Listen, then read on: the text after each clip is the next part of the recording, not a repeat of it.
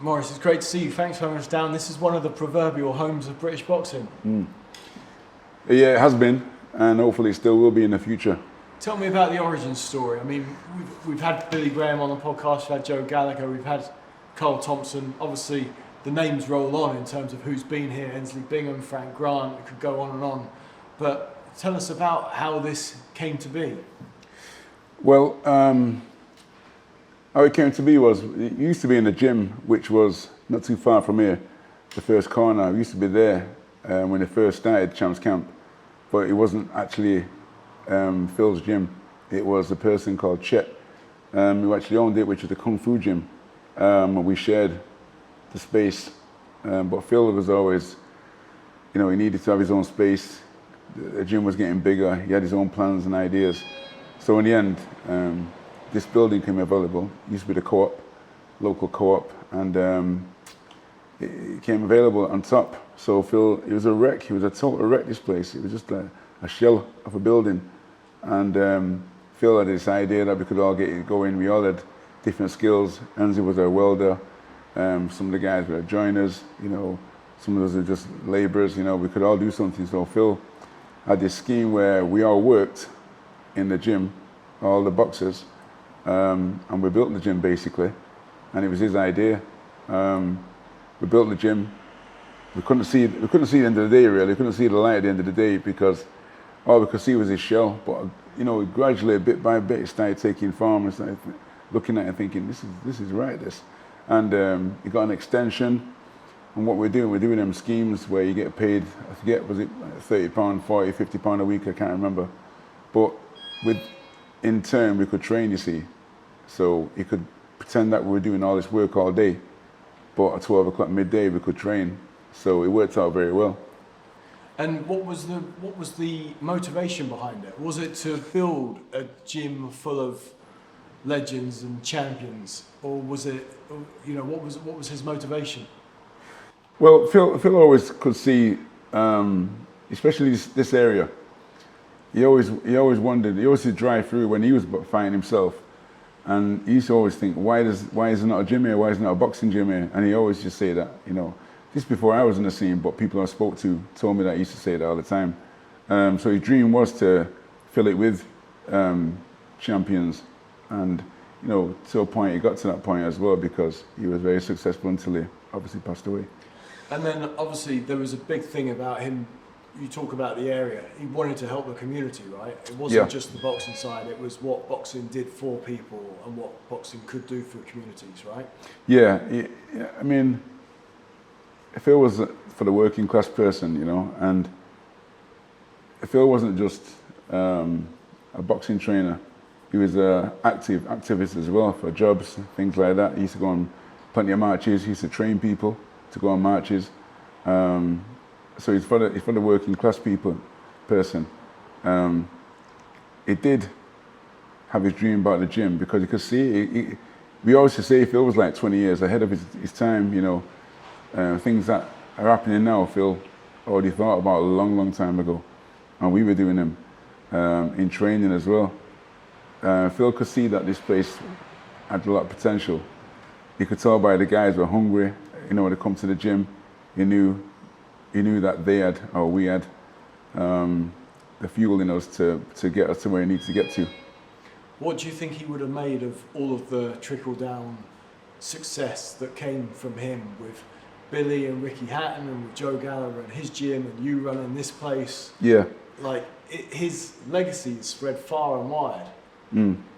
Well, it was only half filled, like I said, because Phil had a long way to go. He didn't even start really, So if I take what he started and to look how far he got with what he'd done in that short space of time, and he made all those British champions at once as well, which no one's ever done before. Someone in a gym, that's only the start, and then unfortunately his life got cut short. So, I mean, on top of that, like you just mentioned. Joe Gallagher, trainer of the year, Billy Graham, trainer Ricky Hatton, Paul Berg got his own gym, Carl Thompson's got his own gym, I'm still here, Enzie's still here, so a lot of our success is from Phil, and he's brought it down, stemmed down to us, and that proves to me that what Phil was doing was the right thing. If we're all making success as well from what Phil's shown us, what he gave us, and the path that he told us to stay on, you know, it's going to be a good thing. How far away were you born and raised from here? Well, yeah, I'm not a Moss Side boy, so I was raised in Withington, which is probably a mile and a half away. Okay. Yeah, about a mile and a half away from here. And educate me, so where were the infamous Moss Side riots? Yeah, you're right in the middle of it. Oh, wait, this was it? This was Yeah, you're right in the middle of it, yeah. This is, so you got an estate there, which is Quinney Crescent, okay? That's where a lot of the rioting took place. A long time ago, there were a lot of shops along here at the front. They all got wrecked and burnt, but a lot of it went on in that estate there. What triggered it? Were you around then? Well, I was around, but I was young. Right. And wasn't really involved in it to that. Looking at the bedroom window like a good boy. Cheering on people. Yeah, I seen what's going on, you know, but I used to have my aunties live over there as well in the estate, and I seen a lot of it going on. But I wasn't really involved. It's probably the era before me that was more involved. What was it about? Educate me. I think it's more the police, and they've had enough, you know, police were going on really bad. The situation with the police and, you know, the youth and what goes on with the police and the youth, there's no bridge. You know, police were just enemies, and everyone just fed up of it all, really. You know, there's no jobs, obviously. There's nothing at all going on there, but people are fed up of what's been happening with the police, mainly. So was Phil influenced by those riots, and what happened? Well, Phil seen what went on. Phil obviously is an older person and a wiser person. He didn't get involved in the riots, you know, because all this establishment happened after the riots. Sure. So Phil seen all the ashes and then arose above it, and then here where we are today. I understand you were a mean basketball player back in the day. I wasn't mean. I was okay. I was all right. I thought that would be my road, to say the truth. I thought that's where I'm going, because I played basketball through school, high school. And when I left school, I went to ATS Giants in Stockport, and I thought, this is where my path's going to be. But you know, when you're 15, you start losing it a little bit, start a bit of smoking and testing stuff out. And then after about a year, I thought, need to get back in the gym. So my friend, Steve Alogba, he said to me one day, let's go to this gym in my side here, it's really good. So I said, okay then. So I met him up one day, and I went here, I come here, and I went to the door, and Phil, who was a kind of, you know, big figure there, and I'm looking at him, and I'm looking up and down, and I thought, boy, he looks a bit serious, this guy. So I ran off, and I said, I'll come back. I said, I'll come back to you, you know, and he went in, Steve, and I come back about 3 months later, and I see Phil, and he said to me, "You still smoking?" So I said, "No." I was scared, boy, and then, you know, but I knew that the place felt like home. That was the story I heard, actually. You showed up here with a fag in your hand. Yeah, I came in, and he took me in, and then I thought, you know, we started giving me circuits and things like that, and showing me boxing, and I thought, it's all right, this, and I seen guys in there that I knew from the streets, and they were doing it, and straight away, in Phil's gym, you had this competition going on, and you wanted to be the best. You just want to be the best. You know, if he's done 10, you want to do 12. If he does 20, you want to do 24, you know, that kind of thing. And it was just installed in us straight away that you all want to be the best. One thing I can't see around here is the bar, as in the bar bag. Where's that? That's the bar there, underneath, original bar. Okay, yeah. Wow, is it? The original one? That's the original one, yeah, that wood's been there a long time. And the bars are just behind there. Oh, okay. You put them on here. Okay. And then bars originated from here. This is where they came from. In a cabinet. Yeah, so these, you know, trainers used to come here, you know, because one thing our gym was known for is fitness, and we're strong. Yeah. So trainers used to come here with the, you know, the measuring tape measure and measure the bar like this, and they didn't know what it's for. Yeah, they just used to measure it up and go away and take it. You know, a lot of people. Well, I think most gyms have got these in the gym now. The bar bag, you know what I mean? Yeah. Loads. So, you know, it all started there though. So people would actually come here and they thought that that was the secret to the success. It was a secret to the success. It was one of the reasons. Obviously, it's why it's endured. Yeah, Phil always knew that. He said he always used to say it's the closest thing that you're going to get to a fight, you know, a 3-minute round, you know, and it was because your lungs are absolutely bursting, you know, you can't do nothing about it, and you got to do, you know, he wants 40 jumps, and you got to jump 40 times.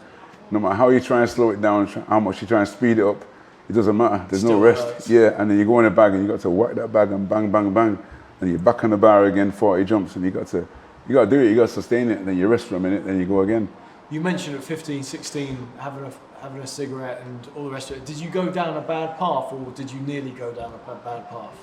I don't know. I don't know if I was one of them kind of kids that, you know, if it wasn't for boxing saved me and all that kind of stuff. And I don't know if I was that kind of person. You know, I've had some things happen to me, but I've corrected them, you know, but I'm not too sure if I was going down that line, to tell you the truth. I can't really say hand on heart and say, you know, yeah, definitely I would have, you know, like a lot of people like to hear themselves say, you know, but I'm not one of them. But once you met Phil, your life changed, I guess. 100%, yeah, 100%. I owe everything to Phil, you know, and that's why I'm still here today. I never lose that, you know. Phil was always the main person in my life. Were you a good amateur? Well, you were a good amateur. You got to the finals of the ABAs. Yeah, it was okay. It's all right. I didn't win it though, you know.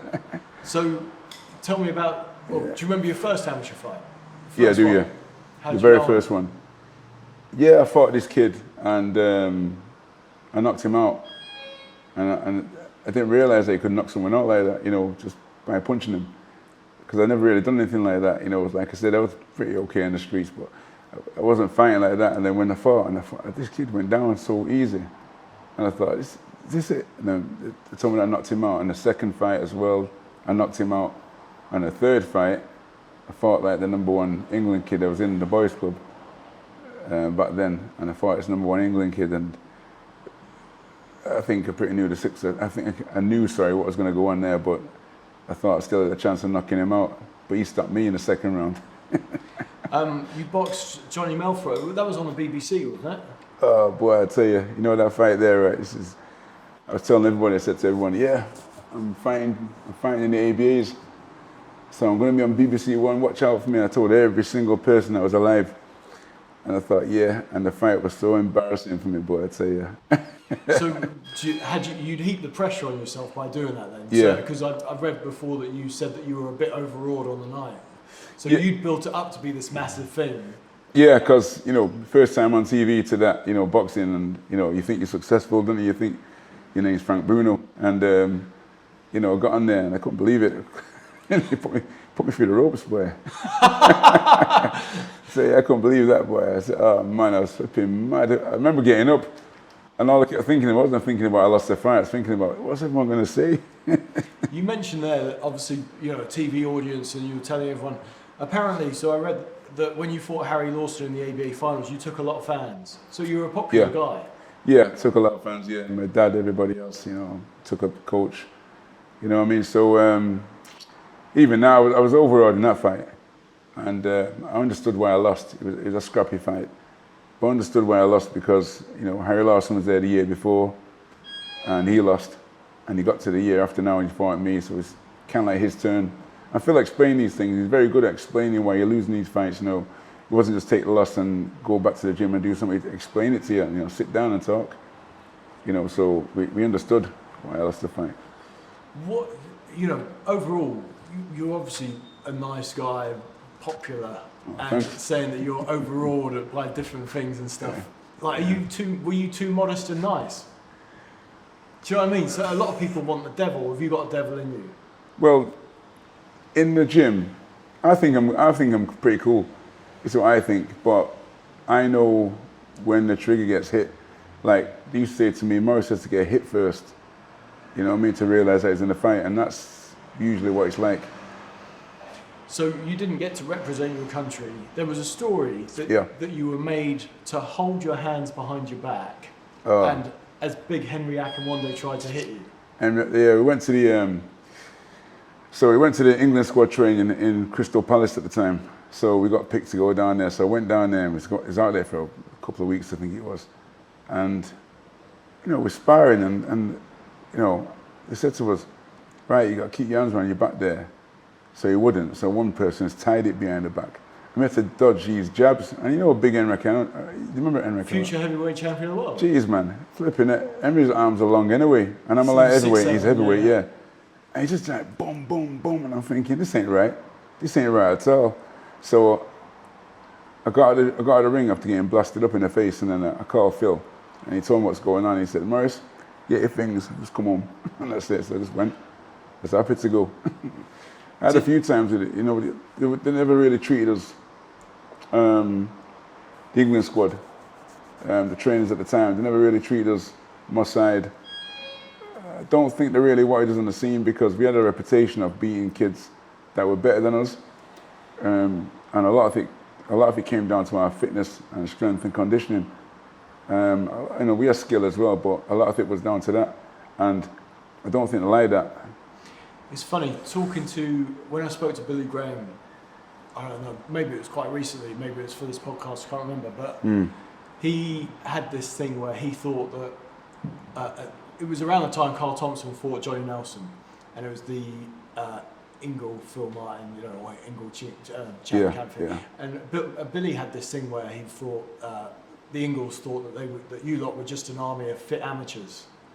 You guys have like a bit of a siege mentality with this fitness thing, where you are super fit, but you kind of think that that's all that anyone sees in you. Well, yeah, hopefully they see some skill as well, some power. Well, that's kind of where I'm coming from. Clearly you guys bring more to the table than just fitness, or else you wouldn't have achieved the stuff that you have done. Yeah.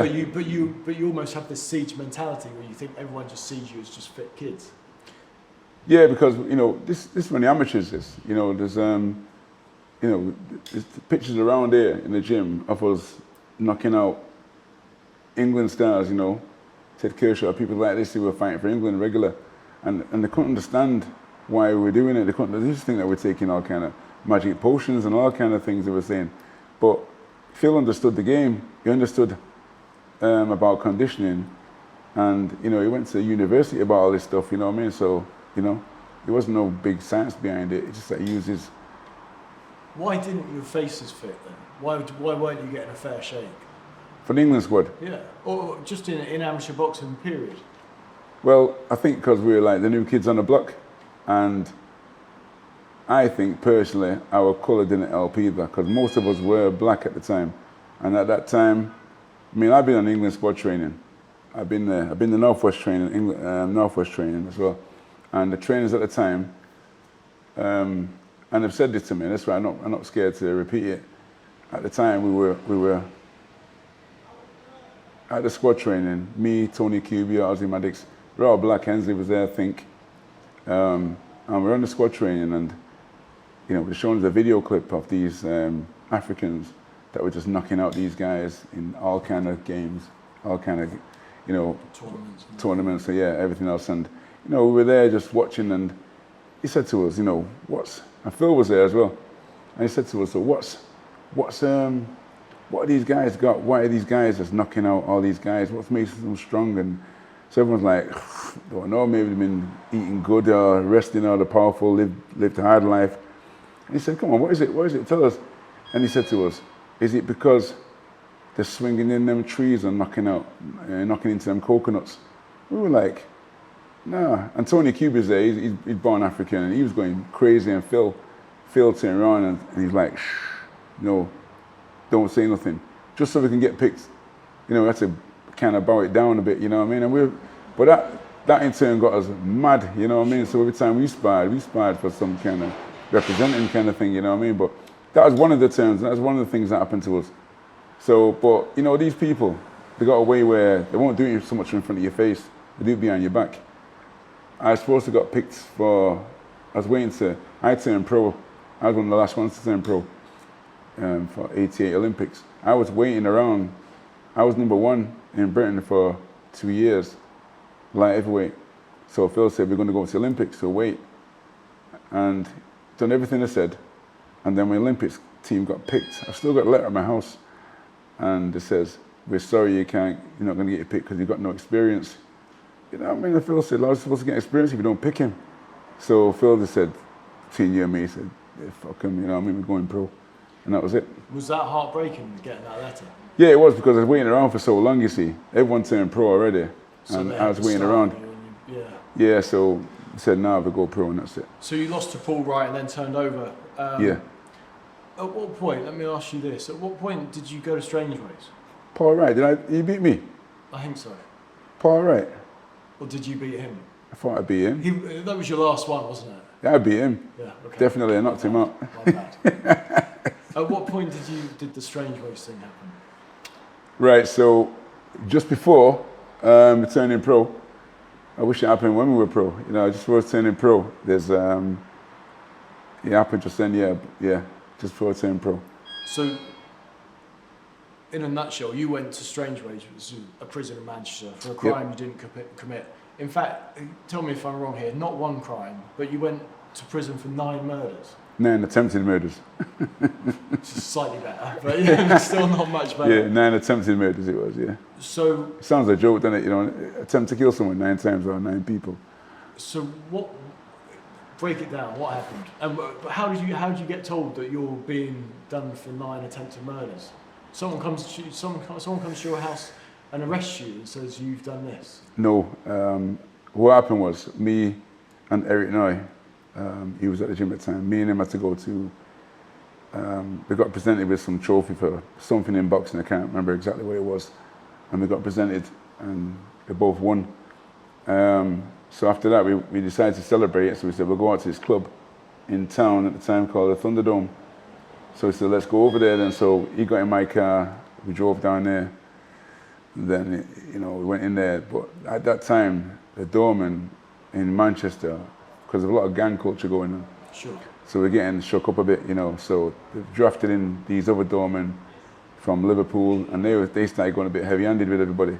So if your face looks the part, they just push you on the wall, shove you, kick your legs, and you think, nah. So I thought that's what went on in the club. So I thought, I'm not coming in here.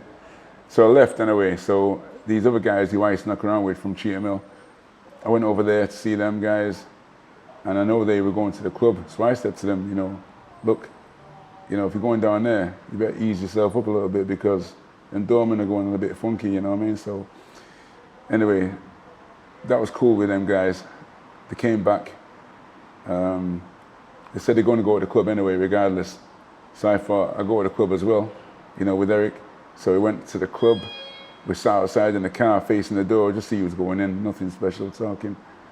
And then the next thing, some kids come from behind Balaclava with a pump, and he's let off on them, let off on the doorman, and he just chased them in, bam, bam, you hear the gun going off. All the women in there screaming, all kind of things. And then the gun's jammed, and he's gone. And quick as he come, as quick as he left, you know what I mean? So everyone just said, right, I'm getting off, bam, so everyone just gone. So I gone. So the guys in my car, I've dropped them off where they were going. So when they were living in North Manchester, and I lived in South Manchester. So I drove home, I actually drove home, I got home to my house. But me and my greedy self, said, I need a Mars bar or something, you know what I mean? So I went out to at the petrol station at the time, which is down here on my side. So I came out, so when I get to my side, I looked at these police in the car, and they're pointing at me like this, and they're on the radios and all kind of things, and I thought, what's going on there? So I went in the petrol station, and I was looking around, I could see police running, running towards me. And I was trying to believe that it wasn't me, but they're looking straight at my car. So I thought, where are they going? So I got out of the car, and I heard the man saying to me, I had a red Iran at that time, the man in red Iran, face down on the floor, hand behind your head, one arm behind your back, and all kind of things. And I was just weren't listening to him at all. All I kept thinking about was, get the petrol pump. And I looked, and I could see the guns pointing at me. And I don't care who you are, when guns are pointing at you, you absolutely shit yourself, you know what I mean? And I'm shaking. I'm going to the pump like this, and I'm grabbing the pump, and he said, let go of the pump, and I was like this. Before I knew it, someone's come behind me, kicked my legs, I've gone down, and I've got my head. One's got my head, one's got my arms behind my back, one's got my legs, sat on my legs, and just put that tape wire on me. and they just threw me in a van. So they threw me in a van, and then I'm just in shock, me still. Next thing, they take me to Collier's police station at the time. So I go down there, and I'm still in shock, and take all my clothes off. They put the white suit on you, you know. Take all your clothes to forensic, and I'm barefoot as well. I'm in the cell. Anyway, probably about 4 hours later now, I started getting my head back together. And then they bring me in for an interview and tell me that, you know why you're here? I'm saying no, but I've got an idea. So I told him, this is the funny part, I told him, they asked me where I was and what I was doing. So I told him where I was, and he asked me who I was with, and I told him exactly who I was with, thinking that these men could clarify. That's your alibi, yeah. That's right, they're my alibis, you know what I mean? The next thing, they shoved me back in the cell. 2 hours later, the same guys who I'm talking about are in the cells next to me. You dragged them in with you. So they're like, I'm looking at him kind of thing, and I seen one of them is like Eric, and he's almost crying his head off. You know, Eric was like, you know, goody two shoes, you know, he's the chemist at the time, Eric, you know what I mean? So I said, Maurice, what are we doing? So I started laughing, and then... Did they tell you what you were in there for? Yeah, they told me about the shooting, yeah, but they didn't charge me anything. And then the next thing, they called me back in and said, right, they're charging you. Attempted to kill, attempted to kill someone, you know what I mean? So I knew then it was serious, and I thought, it's crap though, you know, it's all the crap, you know what I mean? So he said to me, get back in the cell. Shooting, but yeah, they were trying to say that it was you that did it? Yeah, because they were trying to make out that one of the doormen said it was them guys in that car, and it was a driver, it was me that shot them, you know, so it didn't fit up. I mean, they would have had, you know, forensic. So they've gone to my house, they've gone to my parents' house, they've gone to everywhere they know I've been, and took all my clothes and kicked off Dory, and you know what I mean. But did anyone die that night? No. So what they do, police. See, at the time there was a lot of gang stuff going on. The police know a few of the guys that were in the gang. So were you in a gang? No, I wasn't in the gangs at all, but I knew the guys that were in the gangs. Right. So, you know, I'm not in them, but so in their eyes, it's good for them to take them off the street, just because them guys give a lot of headache, you know, to police. So in their eyes, they want to get them off the street, so they did. If I fell in that category that I am to be there, it's like collateral damage, you know, you're gonna have to go with them. So did you go to court and everything? Yeah. So I went to court first, and they said, I thought we were going to get out in court the first case, you know, we was there for 3 days, we went to court. And they come back and he says, remand for 6 weeks. I said, remand? I said, remand? I've been in no jail before. Remand for what? I've done nothing. I said, they locked us up for 6 weeks, back in court again. And every time we went to court, it was like, you know, armed police, you know, 5 units on the roof of the court. You know, it's a joke, just to try and make out that we're like some dangerous criminals. And all that would cost about, you know, 20, 30 grand, you know, to go court all the time, like that. And then they say, remand again for 4 weeks, remand for 2 weeks. You know, it went on like this. And so I thought, I'm going to be in there for a long time. That's what I thought. Then I thought, maybe they're going to fit me up here, you know what I mean? Because that's what they're trying to do. Then the judge said he wanted to know who pulled the trigger, and he wants witnesses, and he wants evidence. And we got to that point, and they couldn't get it. And everyone that said, they said he had 101 witnesses. And all of a sudden, they didn't have any. You know, so 101 people changed their mind. It's just a load of bullshit. This is what I'm saying about police, you know. You know, so at the time was going on. So anyway, nothing happened.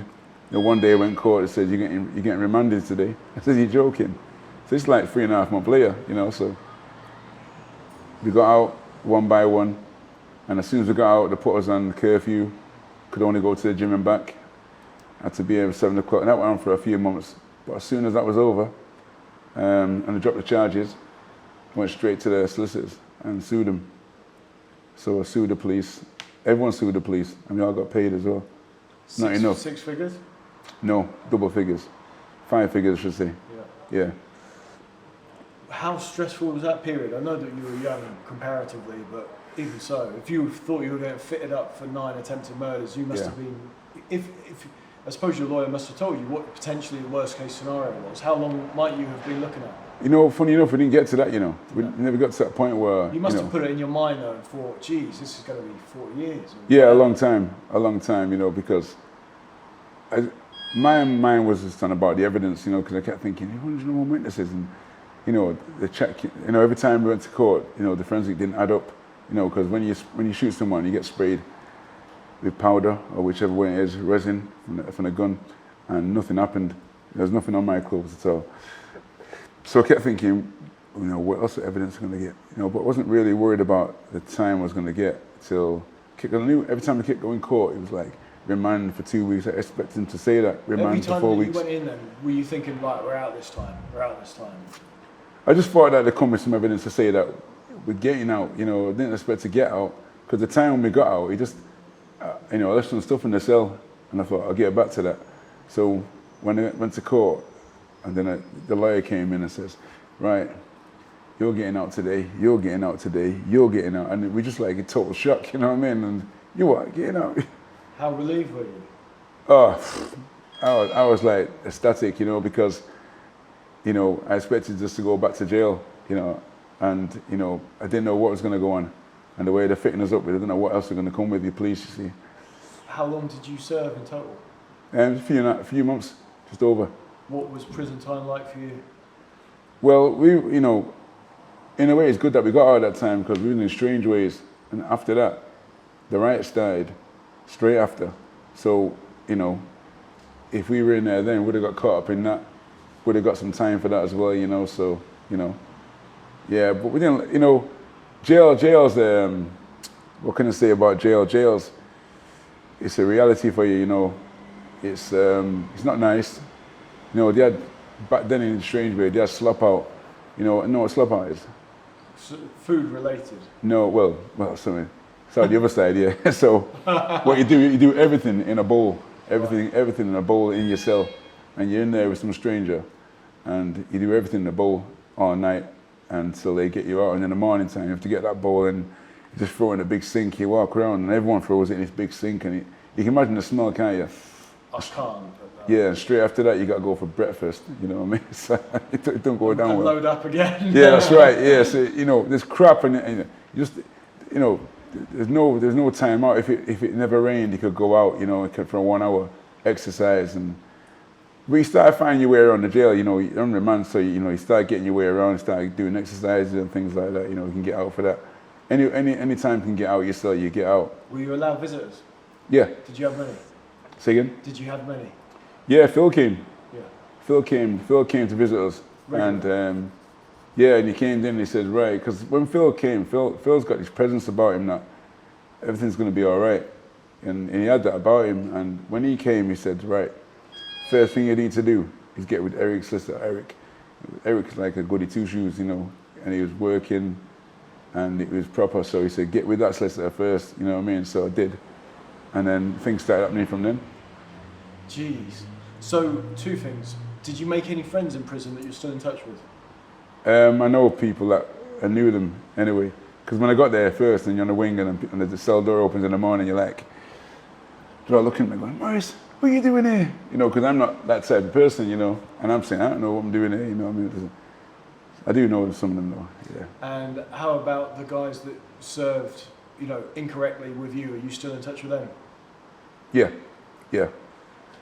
Did that make you guys all super close going through that? I wouldn't say that, just the same really. You know, I still play football with one of them now. I mean, one of them is a school teacher, you know, so they've all turned their lives around as well, you know, so. Was that a crime? I mean, we've touched upon it a couple of times, whether it's with boxing or anything else, or the riots on Moss Side. Was any of that stuff institutionalised racism, do you think? You getting fitted up for that? Well, we're all black, I suppose it's easy enough to say, yeah, you know, but it's, you know, I think, because some of the guys we were with are known to the police, okay? So, if they're known to the police and makes the police job easier to get them off the street, like I said, I was part of that collateral damage. I happened to be with them. So if they can get them off the street and I was with them, they're going to get a whole lot of us off the street. More easy job for them to do. Everything, racism, well, you could probably say that because they try to fit us up, but you know, they could try fitting up anybody, you know what I mean? How did that experience affect you? Did it change your philosophies or anything? Obviously, I'm not saying that obviously you were in a bad spot in the first place, but coming out, having experienced that, did it change anything? Well, to tell you the truth, they were bad. It was bad in a way, because I'm originally from near this side. I'm South Manchester, my side, and they were at war with Cheetham Hill, which is North Manchester, and I've got locked up with some North Manchester heads up there, and I have to go to the gym in South Manchester.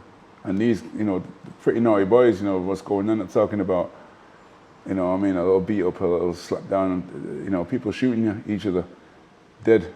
So I've come out of jail now, and straight away the talk is, Maurice is with that crew over there. So I'm thinking, geez, I'm going to get a headache here. So the first day I came out, I had a convertible at the time, and I remember pulling up at the lights, just in the corner of the gym there, and pulled up next to me was like the two hotties heads down here in war with them guys over there. And I'm like looking at them and I'm thinking, shit. You know what I mean? And I know these guys, I'm going to see them one day because I'm always down here. So they're looking at me and the music's blasting. It's like a scene out of some flipping film. And I'm looking at them and my head's down like this kind of thing. And I'm thinking, what, these lights change, man, so I can get off, you know what I mean, kind of thing. And one of them said to me, everything all right with you? I says, yeah, I'm all right. And he says to me, you just come out then? So I said, yeah, just they fitted us up, man, you know what I mean? I'm scared stiff here, because I'm thinking I'm going to get, you know what I mean? So he said to me, so you're not with him then? I said, nah, I go to the gym, I box, man, and you know what I mean? And I'm thinking, how come these lights can't change, you know what I mean? I'm shitting myself here, man. I'm thinking, so these guys looking at me, and they just look at me and say, listen, watch you don't get caught in no crossfire. And then the lights changed, and they just took off, man. And I thought, whew, that's it. Because it's done then. You know what I mean? I know that, I've seen him, and I'm all right to walk the streets, you know what I mean? But until that point, I was absolutely crapping it, I tell you. Was this place a haven? Like, is this like a, you see about Jerry's story and the troubles in Ireland, how his gym has been a haven for people despite the divide in religions. Has this place always been a bit of a bulletproof zone? Because there's respect for fighters and that kind of stuff, respect for Phil. Yeah, Phil's had it in there. He's had a few of the heads come in here, but they know that Phil's always said it, what goes on out there goes on out there, but what goes on in there goes on in there. They've always respected it for some reason. I've had people come in here myself where I've had one gang rival from the other estate, Doddington, it used to be called Doddington, and this one's called Gooch over this side, it used to be. And I've had two heads come in here from two different gangs, and everyone's like stood back, and because everyone knows them as well. But they both had the same, thing in mind. They wanted to train. So we used to have one over this side, one over that side, and then eventually they get closer and closer, and they come back again. It's like the ego took over. Then, they want to just get closer and closer, and then in the end, we had them partnering up on each other, and we couldn't believe it. It took about 6 months. You know what I mean? Because we used to look at each other like this all the time, walk past them, kind of. But they never actually took out anything, which they could have. And it turns out in the end now, they both got on well. They both boxed, and one of them's the other one's godfather of his kid now. Oh, wow. You know what I mean? So I always tell that story because it's successful, but it took about 3 years, and they never killed each other. Jeez. So going back to your own career, you had a couple of early wins over 6 and 8 rounds, so you were clearly already fit, because the first fight I think was a 6-rounder, the second fight was an 8-rounder. Yeah. So going back to that stereotype of an army of amateurs, you were ready to go fitness-wise. Yeah. In just your third fight, you know where I'm going with this, and on just, I believe, 2 days' notice, you were matched with Nicky Piper, who would obviously go on and fight for a world title. He was 4-0. You were down in the first round and the second round. Bell. I think first punch, wasn't it, as well? First punch of the first round. What did you think of Nicky? I thought, cause what happened in the morning, I got up in the morning and Phil said to me to go running, because Phil always said the phone's going to go. He always said to all of us, the phone's going to go, so you better be in shape. So we always trained religiously, like we're fighting tomorrow. So he said to me, there's a fight there in Wales, do you want it? So I said, yeah. He didn't even ask who it was or nothing, you know what I mean? He just said, yeah. So he said, right, we'll go down. So we went down there, and then first time I've seen like Brian McGuigan and everyone on TV cameras coming to me and rushing me and saying, "So you fight Nicky Piper?" You know, and I'm like, "Who the fuck's this man, Nicky Piper?" You know what I mean? So I'm just saying, listen, man, I deal with this like I deal with everything else. I'm cool. You know? I ain't taking no special person. But when I got in there, and I seen the seats filling up, I knew that it must be something special over this side. And then the bell went ding ding first round. The first punch of the first round, he puts me down. I tell you, boy, I was looking up like this, and looking at him. I looked at Phil and I thought, "What have you brought me into here?" And Phil's like, "Get up." So I got up at 8, and then I thought, I better get into this quick. You know, like I said to you a long time ago, that sometimes I need that to let me know that I'm in a fight, and that kind of shut me up. So I got through that first round, and then the second round, I remember throwing a right hand to his body, and he countered it with the left hook to my head. But the way he done it, was like he expected it, and I thought, how does he know every single move I got? I was thinking, oh, this is too good, this. And I got back to the corner again, and Phil said, "Fuck this crowd," and tells you how it is. He knows you as a person, and it did. And I went down there after that, and to me, I give him a boxing lesson. And well, if I'm getting a draw on his own turf, everyone take that as a win. You know what I mean? So yeah. So Boxing News said that obviously after going down a couple of times, that you started winning rounds. So did you think a draw on balance was a fair result? Because that's what it was, a draw in the end. yeah, I said I didn't mind as long as I didn't lose. You know what I mean? But I wanted to fight him again, you see. And I said, I'll fight him again with a bit more notice next time. You know what I mean? That's like the first thing I said on TV. And he was saying he wanted it. So I said, good, we'll have it again then. Because I didn't think that, I thought it was a sharp punch and he knew everything he was going to throw. But he just caught me with some stiff punches, that's all. You know, even when he put me down, it was like he didn't know what to do after that, you know what I mean? And I thought, I can deal with him. I can deal with this. Punch is hard, but I know that it's limited, stiff. So that marked you. So maybe one of the reasons why you didn't get a rematch was that marked you out as a danger man. Yeah, that's it. That you were in shape and you were ready to go and all the rest of it. And then I read that Phil had to start putting on shows and started to invest in you personally because no one would put you on because you were too dangerous. Well, you know, he wanted to put shows on himself, and Phil was the first black promoter to do that. You know, put shows on himself as well, and he turned. Was that the driving force? That he wanted to do it anyway, or the fact that he just wanted to get you out and active? He wanted to get us all out and active because the phone stopped going for a lot of us because people started realizing then what's going on. You know what I mean? People. The revolution starting. Yeah, they didn't really call for us anymore to that. You know, because what happened was as well, the phone went again with Carl Thompson. He probably told you himself, and they asked, "Have you got anyone to fight Nicky Piper?" And then Phil said, "Well, it's only Carl Thompson, but he's still on holiday, but he's back tomorrow. I can ask him." And it says, "He's on holiday?" He says, yeah, ask him.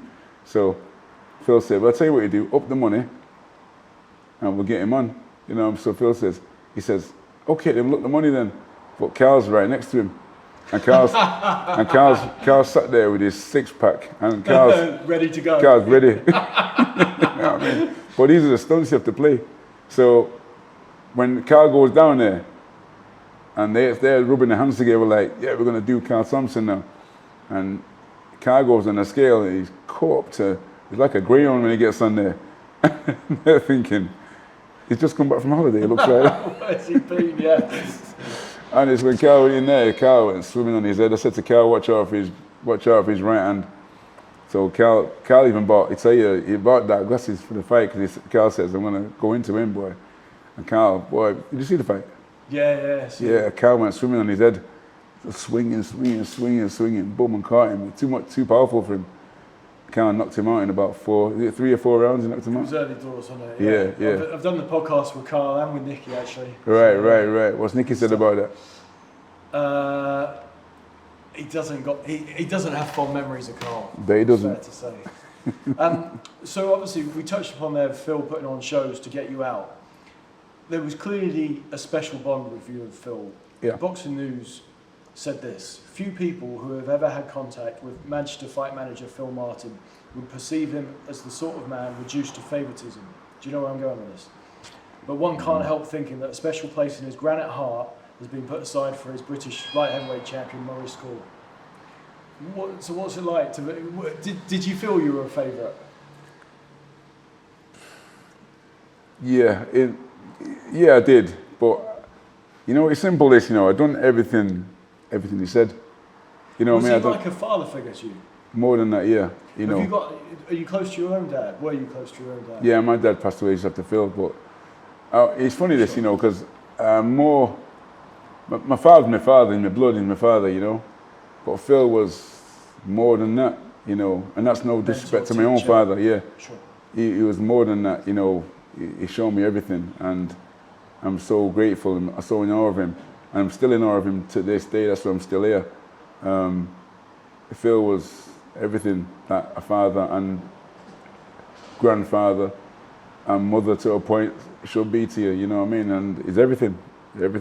Is that humbling when you read or hear that stuff, that you clearly had a special place in his heart? Does that mean that must mean an awful lot to you? Yeah, and I say again, if I had done everything he said. If Phil said to me, you know, walk on them stones there and full of glass and whatever, I say how many times, you know, I do everything that he said. And it's clear, I'm glad that I had, before I lost in the pros, I had 15 pros with Phil. And I won the British title on my 11th fight. The fact that I was a light heavyweight as well, and he was a light heavyweight when he was boxing, you know, he used to always joke to me and say, you know, when you win that belt, I've got a place in my house there, built on a mantelpiece for that belt. And he always wanted it because he challenged for it, didn't he? That's right, yeah. He never got it, so he always wanted that belt, especially that belt. And his face lit up on that day and that night, and I was looking at him like this, and you know, we could see he's almost crying because he got it at last, you know what I mean, in that sense. You fought Everton Blake a couple of times, going the distance with him over 8 and then stopping him in the 8 7 months later. Did that show you that you were improving? If you could improve the result against the same guy? Well, at first I was thinking, why Phil took that fight again? Because that was one hard fight, boy. I just about got through that first fight and I thought, geez, man, that's a hard fight. I'm glad that's over. And Phil, as soon as we got in the change room, Phil went, we'll have him again. And I was like, what? What for? So he wants to see improvement, like you said. So we did. And it was easy in some sense because I fought him before, I knew what he was going to come with. But it's hard in another sense, I know how tough he is. He's a very tough guy. Very tough. I saw as well, looking through your record, that you were reffed a lot by Brian Anderson as well back in the day. Yeah, that's right, yeah. Did you any Brian Anderson stories? He obviously was a Brendan Ingle fighter who went on to be a prison guard. That's right, he was a governor. Warden. Yeah. Governor, yeah.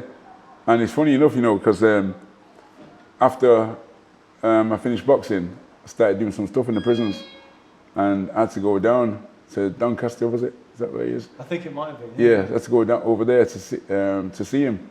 And I went over there to see him, and we used to have some good conversations over there, you know what I mean? His daughter's reached out to me to do the podcast actually. I need to do it. He's living in France now. Oh, is it? Yeah. Yeah. Good. So you also toyed with the idea of going up to heavyweight. So you had a couple of fights where you sort of weighed 180 for Steve Osborne and Denroy Bryan. Yeah, Steve Osborne was a cruiserweight, and fought him. And then Denroy Bryan, yeah, he was heavyweight, wasn't he? So and everyone's come up to me saying, Maurice is going to heavyweight, but Phil was into the styles, you see. Phil said your style will beat him. So it wasn't the fact that I was going to go heavyweight, he just said your style will beat him and do you good. And it's the only person that would fight me as well at the time. Well, you could see you're sort of running out of places to go because you fight Tony Booth, who at then was quite a high risk, low reward guy. Yes. He was a character, he's obviously a character now, he's become a character. Was he then or was he more business-like then? He was a character, you know, because I was getting ready to fight someone else and then he stepped in as well, you know, so, and that day, I don't know what happened, but I was absolutely mad that day, you know, I wanted to kill anybody, you know what I mean, and I remember what hurt him bad, you know what I mean, but it's frustrating because he's smooth, innit? Tony Booth, smooth, you know, he just keeps getting out of the way. And I caught him a few times, put him down, but I couldn't finish him, you know what I mean, so if I could have, I would have. Had to be about that time, I think Nigel Benn was using him for sparring as well. Is that right, yeah. Yeah, he knows his way around the ring. Good guy, Tony. I like him. So going into your fight with Noel Magee for the British light heavyweight title, Phil said he couldn't ask for a better trainer, that you dieted right, ate right, lived right, and that you were never in any bother. So apart from obviously serving time in strange ways, you're never in any bother. Yeah. But that was it, was it? You were, and that's a philosophy you seem to live with now. You're in great nick now. Yeah, it's, I never, like I said, there's a saying in the gym where you used to come in and it was like, if you do everything Phil says, you don't have to worry about nothing. We never worried about winning or losing, even in the amateurs. We never, just do everything he says and you win the fight. And you used to have that strength and belief in every fight we went into, everybody in here. And to get a trainer that can install that into you, where you're not even thinking about the fight. All you're thinking about is doing that training. That's the worst thing about it, is the training, get that done, and make sure it's done properly. Once that's done right, you can tick all the boxes and say, right, I won the fight. That said, so you said after you'd beaten Noel Magee, you said that you were nervous. So this is like a theme. Is it pre-fight nerves, pre-fight fear? Obviously everyone suffers with. Mike Tyson's talked about it, George Foreman, Customato, obviously one of the great coaches, always talked about pre-fight fear. Was that something that bothered you? Well, when you're fighting, because you want to perform, when you're fighting, you don't want to be embarrassing, like I've had them times in the past where I've gone through the ropes or whatever. But I know when things happen, it's the boxing ring. But, I don't want to do anything. I want to just basically do what I can do in the best way. Phil's always, when Phil trained us, the nerves that came were a little bit of pressure on you, especially for the title fights. Because when I was fighting for the British title there, I wanted to perform right. And I know that there's a lot weighing in it. I know Phil wanted that belt bad. All the guys fought before. Frank Grant fought the week before for the British title against Earl Graham. And I thought, if he's beating Earl Graham, I definitely got to win this one, kind of thing, So there's a lot of pressure in that sense. So in the ring that night, after you beat Magee, was you, Frank, and Carl Thompson, the three British champions? Yeah, that's right, was that a career high for you, the three of you in the ring, all British champions together? Yeah, well, because they all had their belts before me. Sure. So I was the last one, and everyone's expecting Frank to get beat, and he won. And then everyone's expecting me to win. So that's pressure on its own. Maurice going to fly for this, and he never flew for it. How much were you buzzing for Frank when he beat Harold Graham? I was on top of the world because we were both training at the same time, you see. And I seen exactly what Frank went through. Frank had shingles on his head. He was worrying that much. All training camp, he was getting battered in training camp. In sparring, nothing was going right. The weight was wrong. So everyone expected Frank to get beat, apart from Frank. So when Frank weighed in the week before, and then we said, Frank, how you doing? You all right? We rang him on the phone. He said, I'm good, Maurice, man. I'm feeling great. And we're like, Frank must be off his head or something. He's losing it, you know what I mean? That's what we really thought. I thought he'd lost it. And then when he went in there and performed like that, performance of his life, and beat Earl Graham, the only man to beat him in Great Britain, I thought, he can do that. Why did you feel great? If he'd had shingles, was getting beaten up in sparring, what would flip? Do you know? With fighters, some things make them click, and some things, the training, what he was getting here, because Frank came from somewhere else, came here, the training isn't for everybody, what he was getting here. So when you have to get in, you're going in the ring, and it's happening over and over, you're getting battered, you're going again, you get battered, you're going again, you get battered, your confidence starts going like that, and then, he's happy that the training stopped. You know what I mean? He's happy that the training stopped and it's time to fight. That's when he's ready, and he feels good. He's happy with that. So he's been through all that, it can only go up. So you nearly fought for a world title after just 13 fights against Andrew Magee, who Leonzo Barber was stripped of the WBO title, but then he was reinstated, so it was on and then it was off. Is that right? Yeah, well, what do you call it? I've done all the training. And it just went off. And that was it. I couldn't believe it, you know what I mean? And I thought, boy, it happened again as well when I was with Jimmy Tibbs after Phil died. So I was fighting Darius Michenchesko. Oh, yeah. I was fighting him for the world title. And so I thought, right, this is it. So I've done all my training again, everything, all my sparring. And then a week when I was supposed to go to Germany, I had a cold. Might have been COVID back then. But I had a cold anyway. COVID. Yeah, I had a cold, and Jimmy Tibbs called it off. That fight, the one that didn't happen, Andrew Magee for the WBO, like how disappointing was that to have that rug pulled from under you at the time? Because that was still early doors for you, 13 fights. Yeah, it was early doors, and I knew that as well. And I said, well, these things happen for reasons, and there's still other opportunities I can go and get first before that. And because if I go in a fight, I want to win. I don't want to go in there just to show face or to say that I've been in for a world title fight. I want to win the fight. Domestically, you were linked with Michael Gale and Gary Delaney. Either of them come close? Gary Delaney, I wanted to smash him up bad, but because he kept running his mouth off about me and all the time, and I thought I wanted to smash him bad, and I thought it'd be a good fight. Michael Gale, I beat him in the amateurs. Right. Yeah, I beat him in the amateurs, Michael Gale. So he probably has something to prove in the pros, What was it like being a regular sparring partner for Carl Thompson? I'm not regular sparring, but having him as regular sparring. Yeah, at first it was good. Yeah, at first it was, at first he enjoyed it because Carl came from somewhere else, and I remember when Carl got a big kickboxing background. That's right, yeah, and he just got beat by Crawford Ashley. Okay. And then I went to see him fight as well, me and Phil. And then next thing, Carl's come knocking the door saying he wants to join. And I was thinking, there's only one light heavy in here, boy, you know what I mean? So anyway, he joined, and then we sparred. And Carl would say, you used to knock Carl from post to post in here. And every time he was like, Carl, you caught one, Carl? And I was going, yes, boy, you know what I mean? Show him the truth. But then Carl said to Phil, I can't deal with this light heavyweight business. I got to go to cruiserweight. I'm losing my muscle using this. And so Phil said, okay then. And then he went to, he put in the poundage, and we started sparring, and it got like survival for me. That's what it was like. It got like survival for me, and then a couple of times, then Phil was asking me, Maurice, you caught one? And I say, yeah, I caught one. You know what I mean? And Who was the best you sparred back in the day? The best.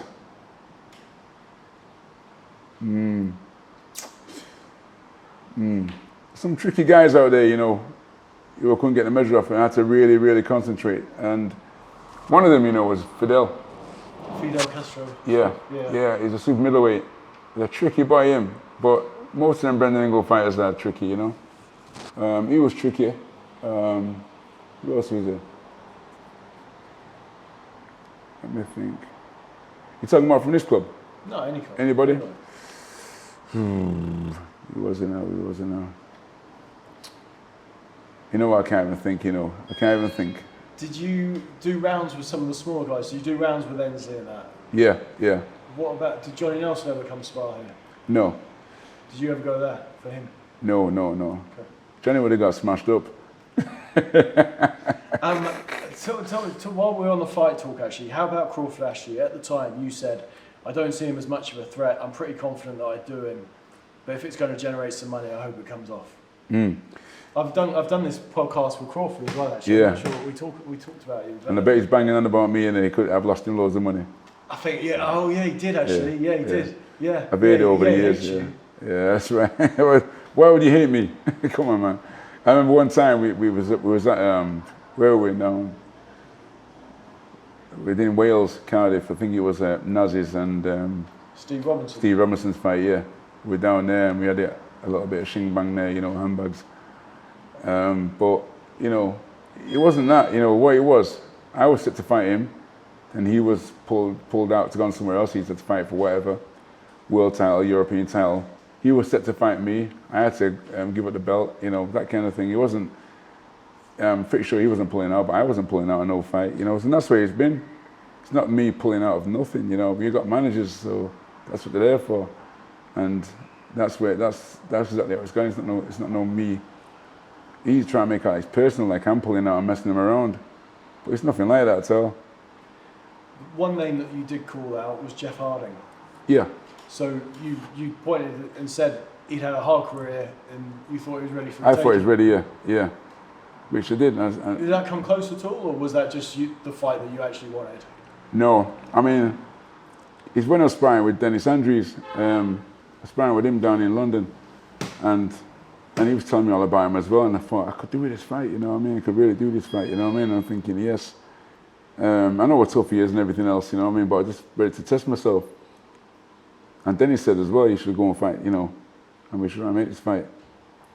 When Phil died, Harry Muller wrote for Boxing News, sadly, the wheeler dealing he felt he had to do in the final stages of his life in order to safeguard the future of his family, as well as his fighters, resulted in many of them becoming alienated from him. And at the end, only light heavyweight champion Core of his front rank team remained in the fold. What happened, and why were you the last man standing by Phil with Champs Camp? And is that right? Is that how it went? In a way, yeah, because you know, I won't go into too much detail. Everyone's got their own issues going on, but at the end, towards the end, when Phil was dying, Phil was never here, you know. Billy was here, and he was holding the reins. Billy Graham was holding the reins for the guys. So what happened was, you know, the guys are still in fighting mode, wanted to fight. Obviously, they got a living to keep. And Phil was going in and out of hospital. And did people know he was going in and out of hospital? Or not? Sometimes they did, sometimes they never. But he wasn't here. Phil was really ill, sick, trying to run the camp. Joe was there trying to keep things going, Joe Gallagher. And, you know, sometimes Phil would come here, he'd gone like this by then, lost loads of weight, you know. You could tell he was ill. And one day he came up here and, you know, he just went crazy at everybody, you know, mad, you know, shouting even at me. And I'm like his star man, you know, he shouted, "Core, what are you doing on that phone?" And just started kicking off. So everyone's like, "Jeez, man." But his wife, Audrey, she was like, so I knew something was going on. So then we went upstairs, and then we all kept our head down, and Phil was like, you know, shouting at everybody still, "Why ain't this done? Why ain't that done?" But then Audrey told us on the quiet that he just got told he's got 6 weeks to live and nothing at all they can do about the cancer. So, you know, he took it how he took it, you know, and he reacted how he reacted. But, you know, some of the people there... No one knows what they would do or yeah, how that's they would right. react unless that happens to you, do you? Yeah, that's right, you know, I wouldn't like to imagine it. Anyway, so by then, the guys had the plans, you know, because they've got the careers and everything else ahead.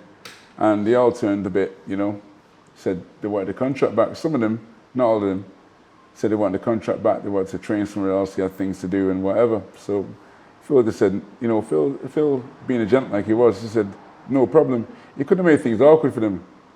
I won't go into names, but he could have made things awkward for them and said, well, your contract's still here, you know. But he just given them back the contract. He said, no problem. And the next day, I was fighting for something, I can't remember what it was, it might be the European title. I had to train, and Phil said to see me in this training ground where we go, Charlton Marina, in the morning. And he came in the morning at 6, and Phil wouldn't stop. He come with his walking stick, and you could tell that he was sick, he couldn't do nothing. And I said, Phil, I can do something on, you know. And all he kept saying was, Maurice, I'm sorry about yesterday, I'm sorry, I should have never done that. And I was saying, Phil, don't worry about that. And then we started running, and I do the sprints, and I come back, and he come back and says, Maurice, I'm sorry about yesterday. And I'm like, boy, Phil, just leave it, man, leave it, it's all right. You know, I said, Phil, go home. He couldn't even stand up.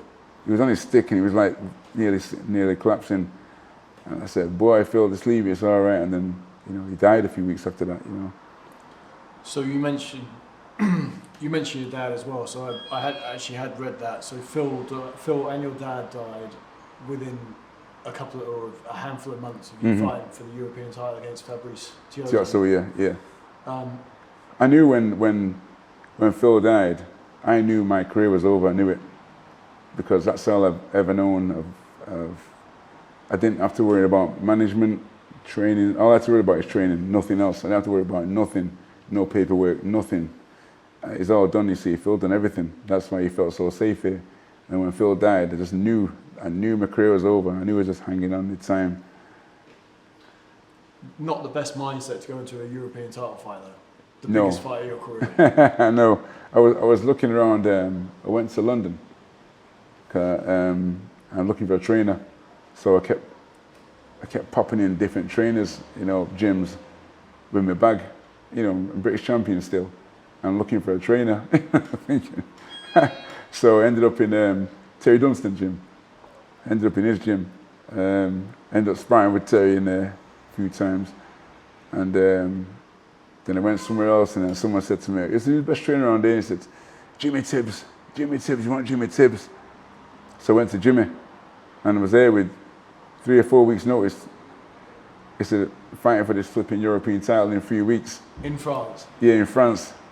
And he says, "You what?" I says, "I ain't got no trainer, so in a year and you're the best." So we just done what we could do. And then he says, "You know, what made me stay with Jimmy? You know, Jimmy talked to me good, and he reminded me of Phil a lot. He's got his ways about him." Was he a religious man by that point? Very religious, he yeah. Was converted then, yeah. And he talked, and it's good to talk to him as well about that. And you know, he said to me also as well that I know I can take 10% of you with this fight, but I've only known you a few weeks. I'm going to take 5, so I could trust him as well in that sense when it comes to money. Sure. So I thought, you know what, I'll stick with you, and I did. Stuck with him. Did you almost not fight Tiozzo, given that you lost your dad and Phil so closely? Like, did you not want to break, or you know, take an easier fight, or just think this is the opportunity? If I don't take it now, it might not come back. The truth. Because the timing's crap. Yeah, I know. You know the truth of it, right? The truth of it is this, right? Is that I was getting like over 100 grand what Frank Warren negotiated, and because I'm thinking, boy, I know I'm just hanging on in his career, and you know, because I pretty much know he's done, and I'm going to go there, give my best shot with this boy. And the plan was with Phil. Phil's already discussed and said to us, when you fight, you're going to fight over there. You're not going to fight over here. You're going to fight over there. You're going to get the most money. And that's what happened. You know, so I gave it to Frank Warren, and he bidded on it, and they won the bids. And you know, I got paid out pretty well. And I just thought to myself, I'm going to give my best shot. I know timing's the worst. It's kind of, I almost knew that I was going to get beat. Why did you want to go to London for a trainer when Billy was here trying to do something here? Because the truth is on that one as well, because I didn't like the way some of the guys dealt with Phil, you know. Right, okay. And that's the truth of it. I didn't like it at all. I didn't like the way that some of the guys dealt with Phil when he was dying. I'm very loyal, and people tell you that I'm loyal to the end. And I was there when Billy started here. I was there when Billy came, and the first day he came in, I remember Phil telling me, Phil said to me, "I got this friend of mine starting here. You know, he's a bit down on his luck, but I'm going to give him a chance." I remember that day. And Billy came in, and everyone got on with Billy like a house on fire. Everyone got on great. And Billy was great. He was great with us, great with the pads. His knowledge of boxing, he was great. You know, and the rest of the guys as well. I was there when they all started as well. But towards the end now, you know, when he got bitter towards the end, and everyone decided to be a bit selfish, whatever you want to call it, you know, I didn't like it. So I said, I can't be around that. I'm very loyal, like I said. I can't be around that. I'm going to London. So I went to London. Me, Fidel Smith was there, Fidel Castro, he was there by then as well, so he went as well. So I went down there and found Jimmy. How good was Tiozzo? And if he got the best Maurice Core, could you have beaten him? He only lost twice in a 50-fight career, both fights to Virgil Hill. Yeah. Yeah, he's very good. He was good, you know, he could catch him in punches. He could take a shot as well, you know what I mean? Tough. He was still like really comparatively, despite all the stuff we talked about in terms of like life experience, very wise, but you're still what, 15, 16 fight relative novice. Yeah. And Jimmy said afterwards, with a bit more experience, it could have been different.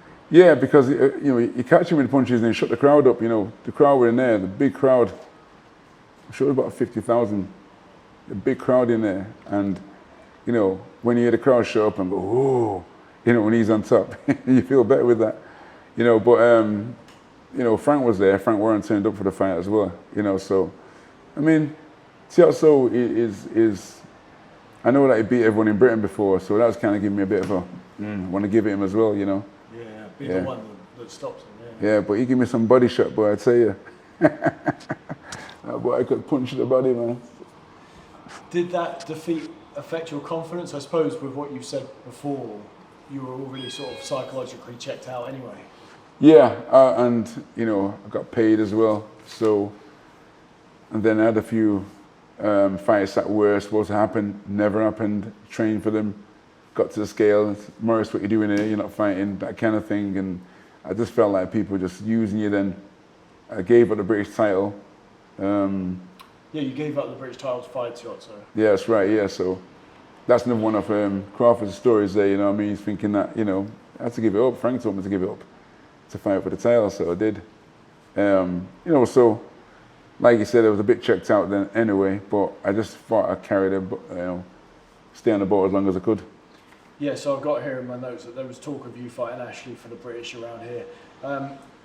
Did you ever want to go and fight in America? Was that everything? Do you have any interest in doing that? Well, yeah, because I thought... Andries, obviously, who you mentioned, he went there and was reborn with a Kronk.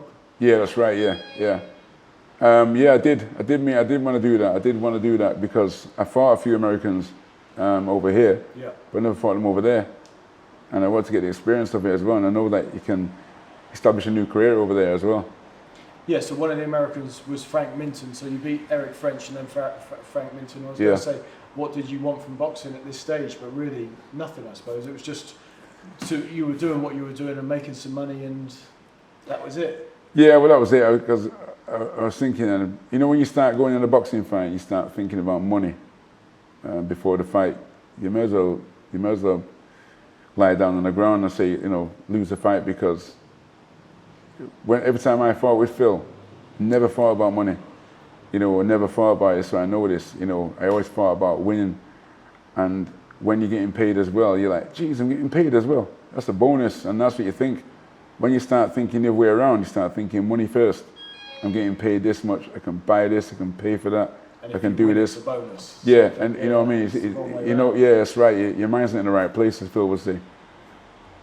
You fought Tottenham's Mark Prince for the WBO Intercontinental in Manchester on the big bill, Nigel Benn, Steve Collins bill. Yeah. How good was Mark Prince? What happened that night? Like I said, you know, my career was over. I knew it was over, but I had to kind of kid it and get what I can out of it. You know what I mean? Kind of what's left. And there was loads left, though. There was loads left. You'd have, what, 18 fights? That was your 18th and final fight? Yeah, but I was deflated by, you know, yeah. Phil Gunn. He's my main... And boxing, changed boxing forever for you? Yeah, it did, because, you know, I'd never been on my own. I've always had Phil from the amateurs. I was telling you before, the amateurs turn pro and usually train trainers. Yeah. I've had mine from the amateurs and right up to, you know, till he died in the pros. So, you know, it's hard to start again, you can say, or to get with another trainer and give you a whole. So I don't know if this was something that was sore for you at the time, but with hindsight, it's pretty accurate. So Claude Abrams, right, for Boxing News, said that you boxed against Mark Prince, in inverted commas here, with the air of a man who knew his fate. Kind of right, yeah. Yeah. Kind of right, because I remember Mark Prince running off his mouth and saying that he's going to knock me out. And I remember just replying for replying's sake, saying, I'm going to knock you out, boy. You know what I mean? That kind of thing. I remember talking in a ring with him when we were fighting. He's like, come on now. I said, you come on now. He's like, kid, come on. You know, we was both like that to each other, you know, all the time. And then, you know, what happened through the ropes again. I got out there going through the ropes, boy, I tell you. And I don't think he could believe it, because when he won and the referee stopped it, and I thought, boy, I seen him jumping up and down. I watched it again, and I thought, I don't think he believed it. But, you know, I got respect for Mark, you know. He's done his job. Life as well. Been for a lot, and his son that got killed. Yeah, his son kind. You know what I mean? I felt sorry for him. I was going to reach out for him then, you know, as well, you know, at that time. I did think about it, and then I thought, he's probably got enough on his plate. He'd probably appreciate it. Nice guy now, Mark. Yeah.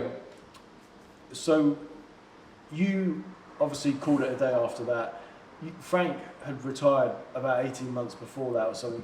You both had comparatively short careers. Were you and Frank in the same boat where basically your heart had left? Yeah, Frank. I don't want you to necessarily speak for Frank, but you know what I mean. And you and Frank were so close as well. Yeah. Where, you know, Frank's not doing it, Phil's gone, this new start's not worked out. Was Frank leaving part of the reason why you left as well? Was that No. No. No, Frank left. Frank had a fight, and he lost his fight. He lost his British title fight. Where things happened to Frank quickly after he beat Errol Graham. He suddenly jumped up, and everyone knew about him. Sponsorships, everything was jumped up for him, and he was living that life. You know, got a new woman and everything else, and you know, he was living that high life. You know what I mean? Like a flash car. Yeah, he got a big flash card, all his writing name all over it, you know, British champion and all that. So things jumped up for him suddenly. Then he had his first defence against, who was his defence against now? I can't recall. Oh, it was him in Derby. Right. Anyway, so he had his first defence against him and he got outboxed. But on that night, Phil had to go with Paul Schwer and Paul Burke on the same night, and they're both defending belts on the same nights. Right. So Phil could only be in one place at a time, so he decided to go with Paul Burke. So he left, I think it might have been Billy in the corner with Frank Grant. Anyway, he got beat, he got battered, Frank, you know what I mean? And you know, Frank decided that was it, you know, but then when you get them kind of beatings like that, and then you've been up 1 minute, then all of a sudden you're back down again, and you sit down for a little while, you can start blaming it on the trainer, or you're blaming on other things apart from yourself. You start blaming things that are not really relevant. And you look back, and then them kind of people are kind of upset with boxing all of a sudden. They're all right at the time when it's on the up, but when they get beat, they get upset with boxing and start bringing up all kind of things, you know, that you wouldn't even think about normally. Because if you won that night, you wouldn't be going on like this. When you retired after 18 fights, did you already have an eye on training fighters? Was that, is this the life that you foresaw? No, what happened was when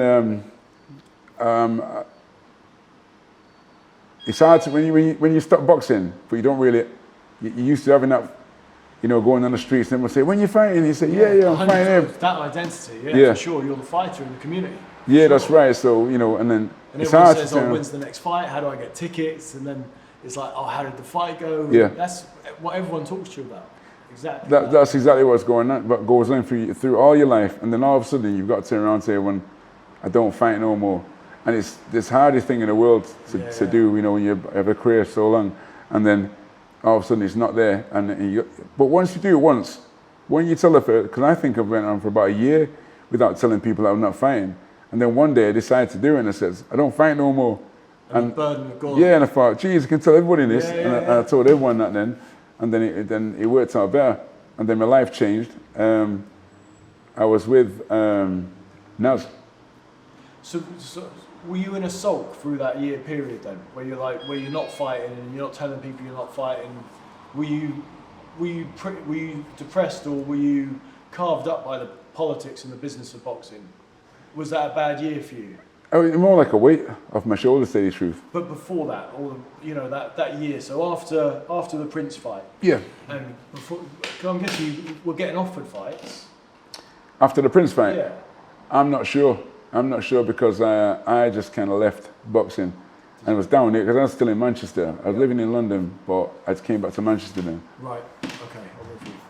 Well, I went back to say the truth. I went back to all the guys here. I'm still talking with them.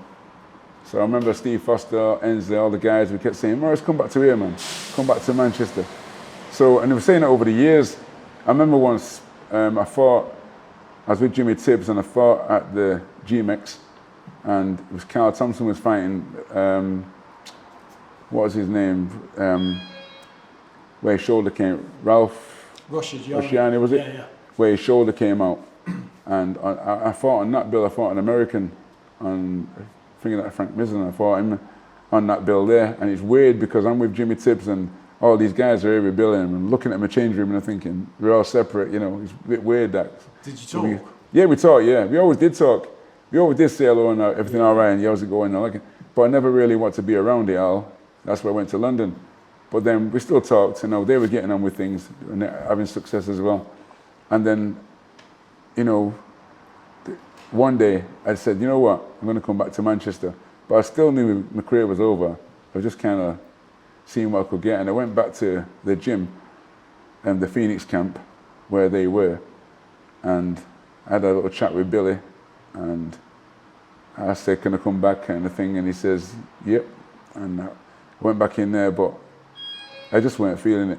I just weren't feeling it at all, you know, the boxing, I wasn't feeling it. Not like I know that it should be felt, you know, how I was from the beginning of my career. That same passion. Yeah, so I said, nah, this ain't right still. So I just stopped. I carried on training for a few months. I think Ricky just turned in the gym. Ricky Hatton just turned up then, and I kind of like just left, you know what I mean? So tell me this, then we'll change tacks a little bit. Yep.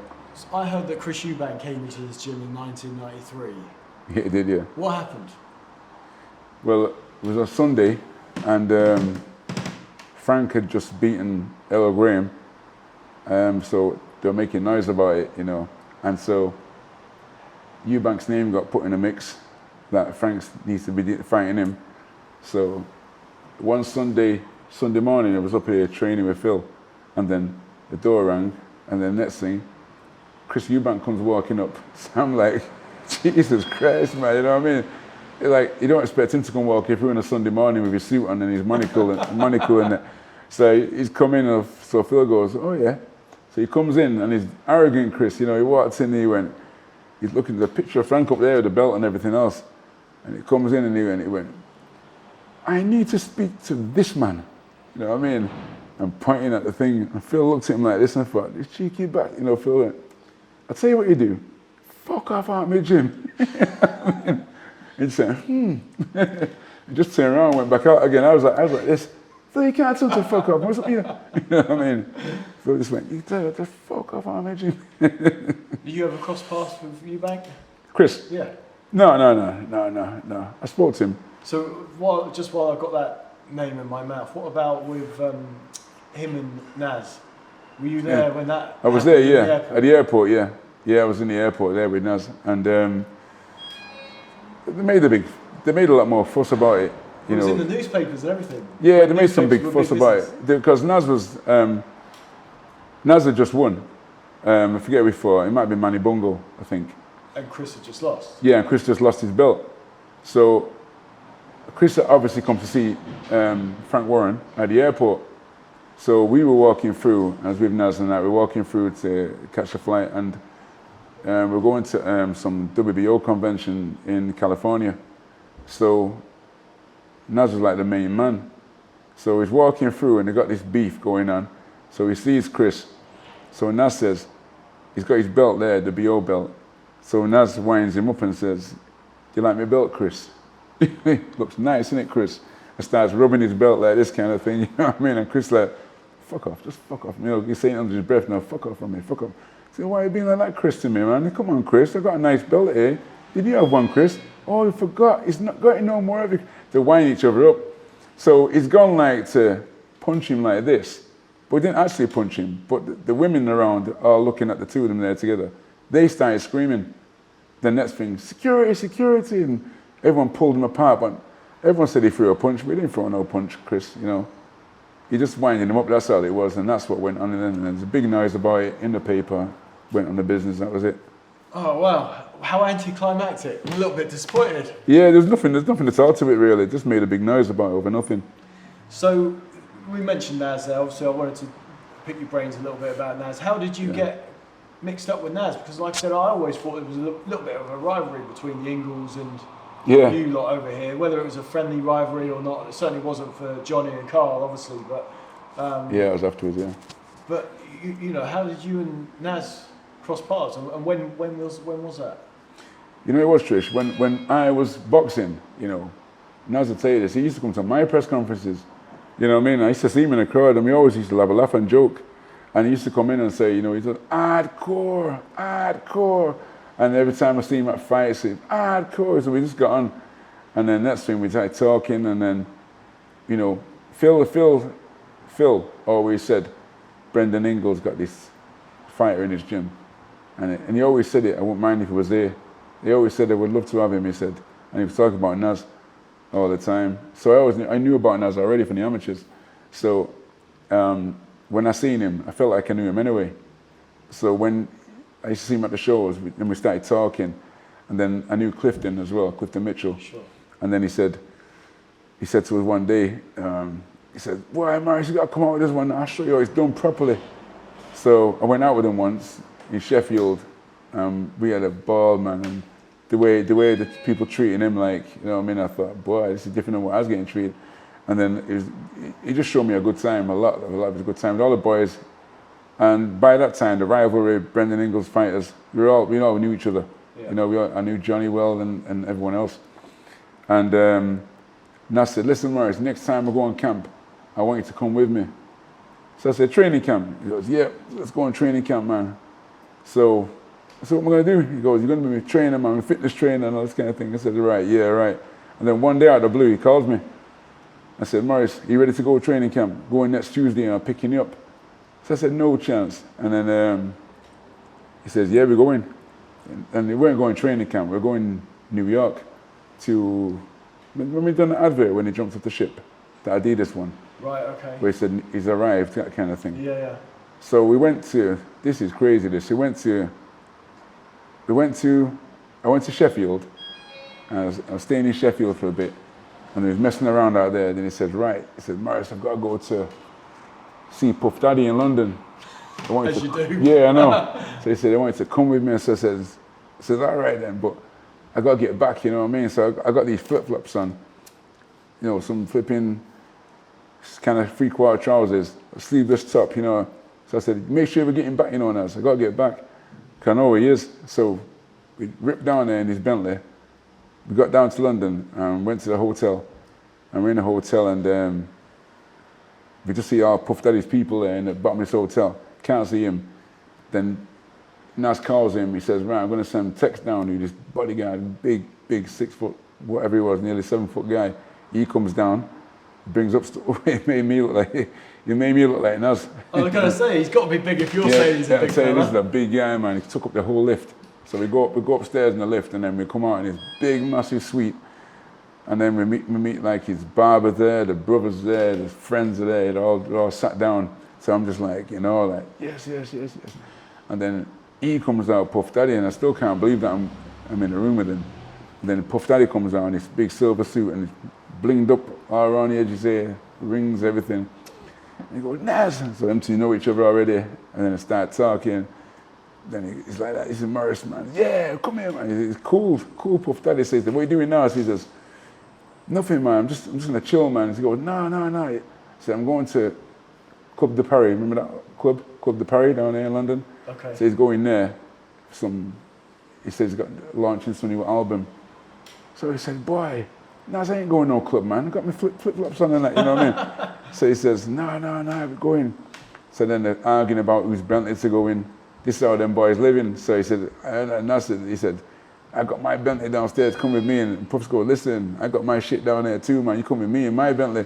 So then we fly down there, a load of cars following. We get down to this club, and he's on the table, banging around. Jennifer Lopez is there, but she's just a dancer then. And he's banging around his table. The bar's shut, and he's going, "No bar shut." And he opens the bars back up.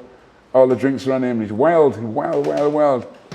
So then he says, "Right, we're going back to the hotel, finish up the party."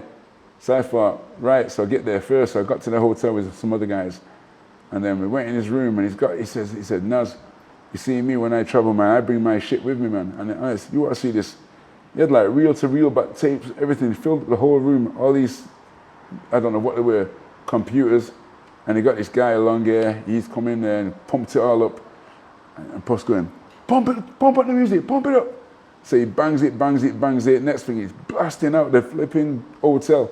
You know what I mean? And he's on the bed, Puff, and he's only like this, you know, to the music. And I'm thinking, this guy's crazy, man. It's like 4 o'clock in the morning, and he's pumping like saying there's some club. And then next thing now, text a big boy there. He turns up and he says, "Nah." He goes, "Puff." He said, "Police at the door." So next thing, the police come, and police started asking everyone who's who. You have to leave the hotel. He got kicked out of the hotel, Puff, that night. So the next day, we checked in next door. Me and Nas stayed the night, thinking that I'm going to go home, still got my flip-flops on. Nas said he's got a phone call. We got to go to New York. So I said, "Nas, I ain't got no New York, I ain't got no passport." He goes, "Where's your passport?" So he knew where it was in the house. I said, "I'll get you sent over." Then he says, "We're going to have to go shopping, get some clothes, because we're not going home."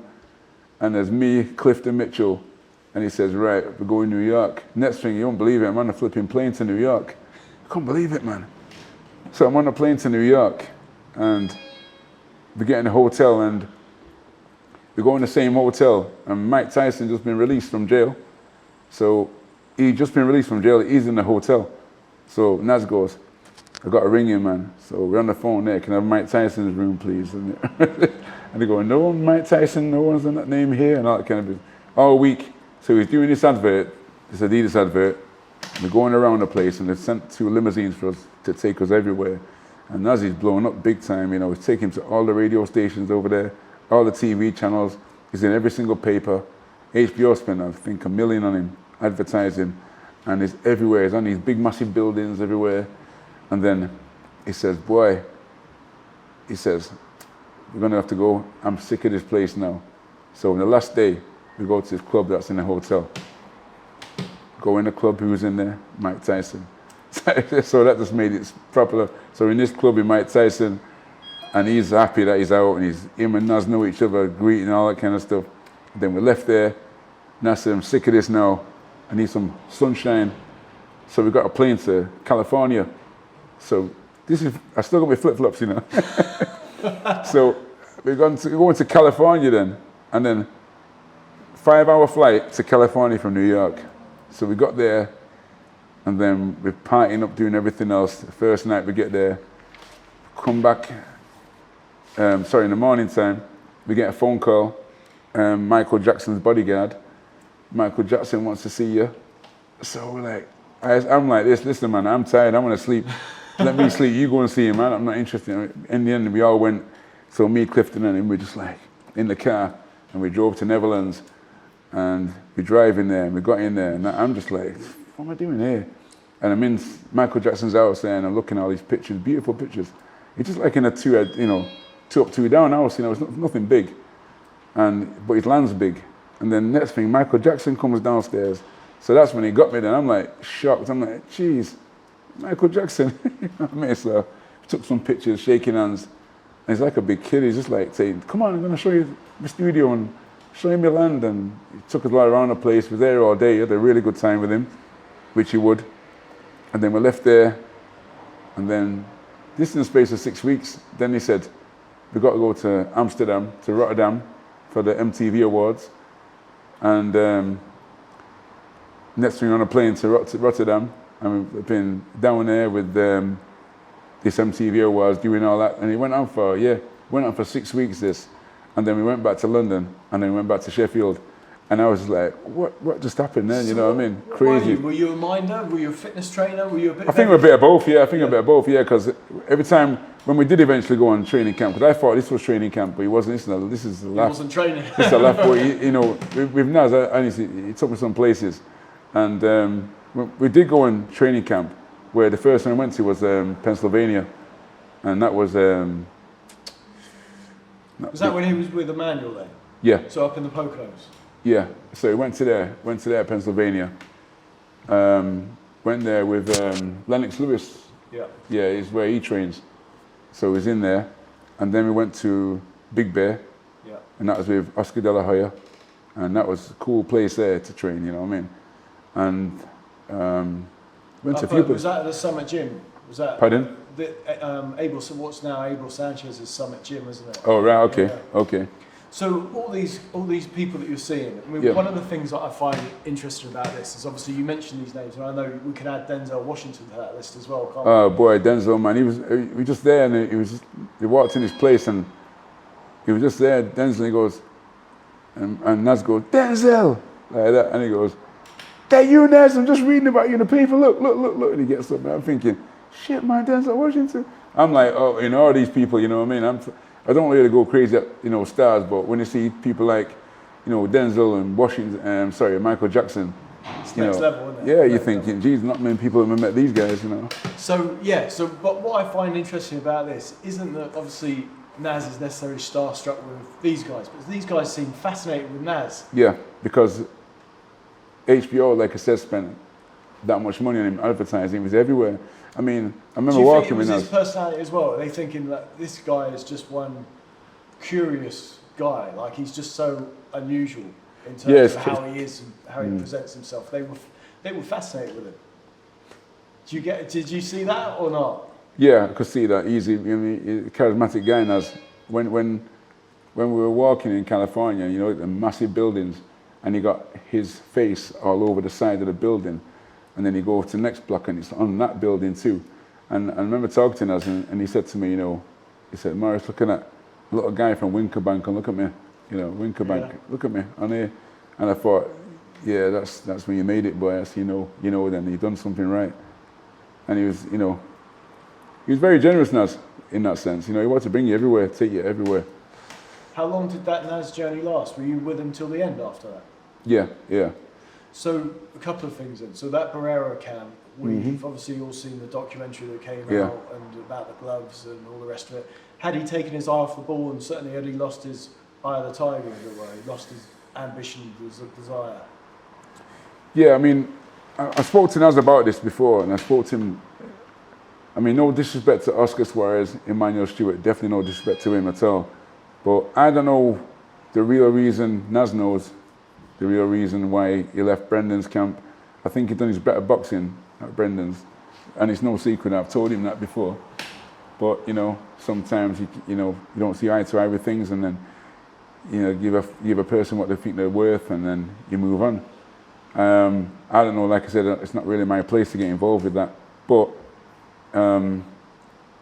with the Barrera thing, you know, I was there with Oscar and Manny, and we were in where were we?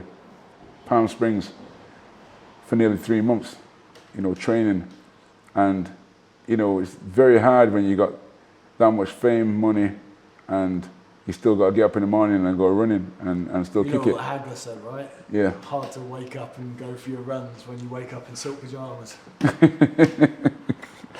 And it was, you know, and it was, because sometimes I'd be like, Naz, go on, let's go. And he'd go, yeah, in a minute, you know, that kind of thing. You know, and then everyone's telling you how good you are as well, and how great you are, and you really start believing how great you are, you know. But I don't know, you know, I remember Frank Warren saying the worst thing that happened to Naz is that he got married. And that's what he used to say, Frank Warren. And in some sense, you relax. Domesticated. Yeah, you got to be a selfish person in boxing, you know what I mean, and do it yourself. It's very hard, you know. You mentioned Big Bear, by the way. Did Naz cross paths with Floyd Mayweather up there? Yeah, he did, yeah.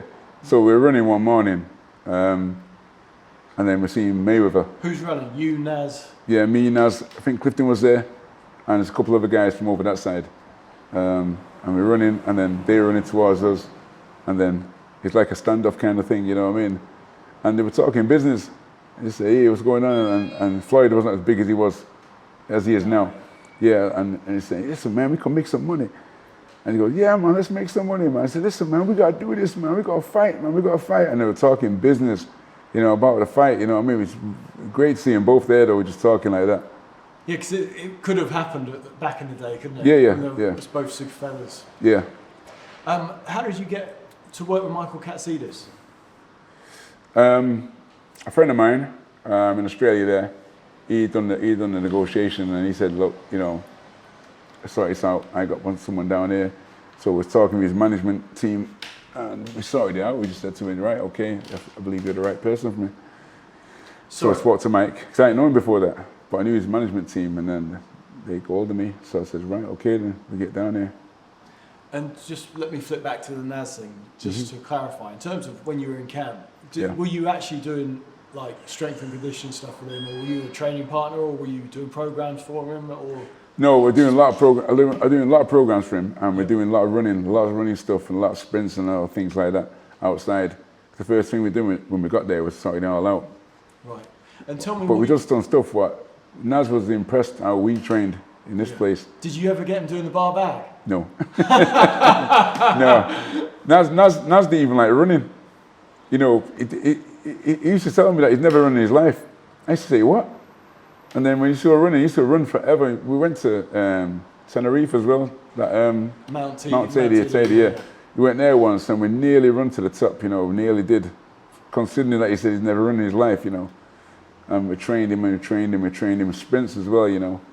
So at what point did Carl Thompson come to you then and say, come Okay. on, for old time's sake, let's do it? Yeah, well, I got a phone call from Vanzie saying that, you know, Carl's looking for a trainer and he told me to call you. And I says, that's really good of Carl because, you know, I'm younger than Carl and Carl's done a lot more in boxing than I did in my career. Everyone's younger than Carl. Yeah, and I'm thinking, he must have a lot of respect for me to ask that question in the first place. And that's what I thought. And I said, you know what? And I was in Yemen at the time with Naz. And I said, I call him when I get back from Yemen. So when I got back, I called Carl and he told me what's gone on. So I said, no problem, Carl, we can do that. But I said, Carl, we can't be friends no more. You know, I had to get that respect, you know. So I said, we can't be friends no more. I'll listen to what you're saying because you've got experience in the ring, but you have to listen to what I'm saying. And I didn't know I was going to find out, to say the truth. And the first fight we had was with Terry Dunstan. And so he's defending his British style. And I thought, boy, Terry's tricky. I know he's tricky. I sparred with him myself before. And I thought, boy, this is going to be a funny fight. And Carl don't like them kind of fighters, you know, that kind of Brendan Ingalls style kind of fight. And, you know, it turned out well in the end. And horrible fight, tough fight. And Carl stopped him in the 10th round. How long were you with Carl for? Boy, I never really, how long was that? You weren't with him for the hay fight and stuff, were you? Yeah, I was with him for that fight, You yeah. did all that? And Yeah. Rothman and all those fights? Rothman, yeah. Wow, so you were properly on Carl's roller coaster then? Yeah, because, I mean, that Rothman fight there, I mean, Carl called me about a week before Christmas, and he said to me, the fight's just after Christmas, I got 3 weeks. But again, you know, I feel the philosophy, keep me in the gym training, the phone will go. So he got the call. So I said, Carl, it's up to you. And he says, well, I'm in this business for opportunities. Opportunities come, I've got to take it. And that's how the Rothman fight came across. And you see in that fight, that was up and down. That one, I was like, geez, what are you doing? Everyone was like thinking that it's a Rocky, he's going to get battered there. David A is commentating and he's rubbing his hands together. He can't wait to fight him because he's got the winner. Yeah. So, and then Carl came through that. He pulled a punch out of nowhere I'd to say, turn around. But you know what? We're telling him this. We're telling him this right through the fight. Carl, throw your left, right. Just throw your left, right. Straight. Call it, you know what I mean? And he did. He threw it in the end. So the hay fight, obviously, we've heard that story from the other side countless times in terms of, you know, Adam regrets a lot of what happened beforehand with David, sort of whether it was in strip clubs in Bournemouth or whatever, and that he was, you know, it was a fight they both regret in terms of what happened. But from your side and from Carl's side, did you just think that Carl knew too much for David and was too experienced? Well, Carl's not the type of guy who gets caught up in hype, you know, and anyone's talking about someone. Carl's an honest, straight person. So if Carl's here, if he hears that somebody's supposed to be tough, the real deal, Carl's attitude is, well, we'll see how much of a real deal he is then. You know, he won't say, well, I've heard this and I've heard that. You know, we'll go off what he sees and what he knows.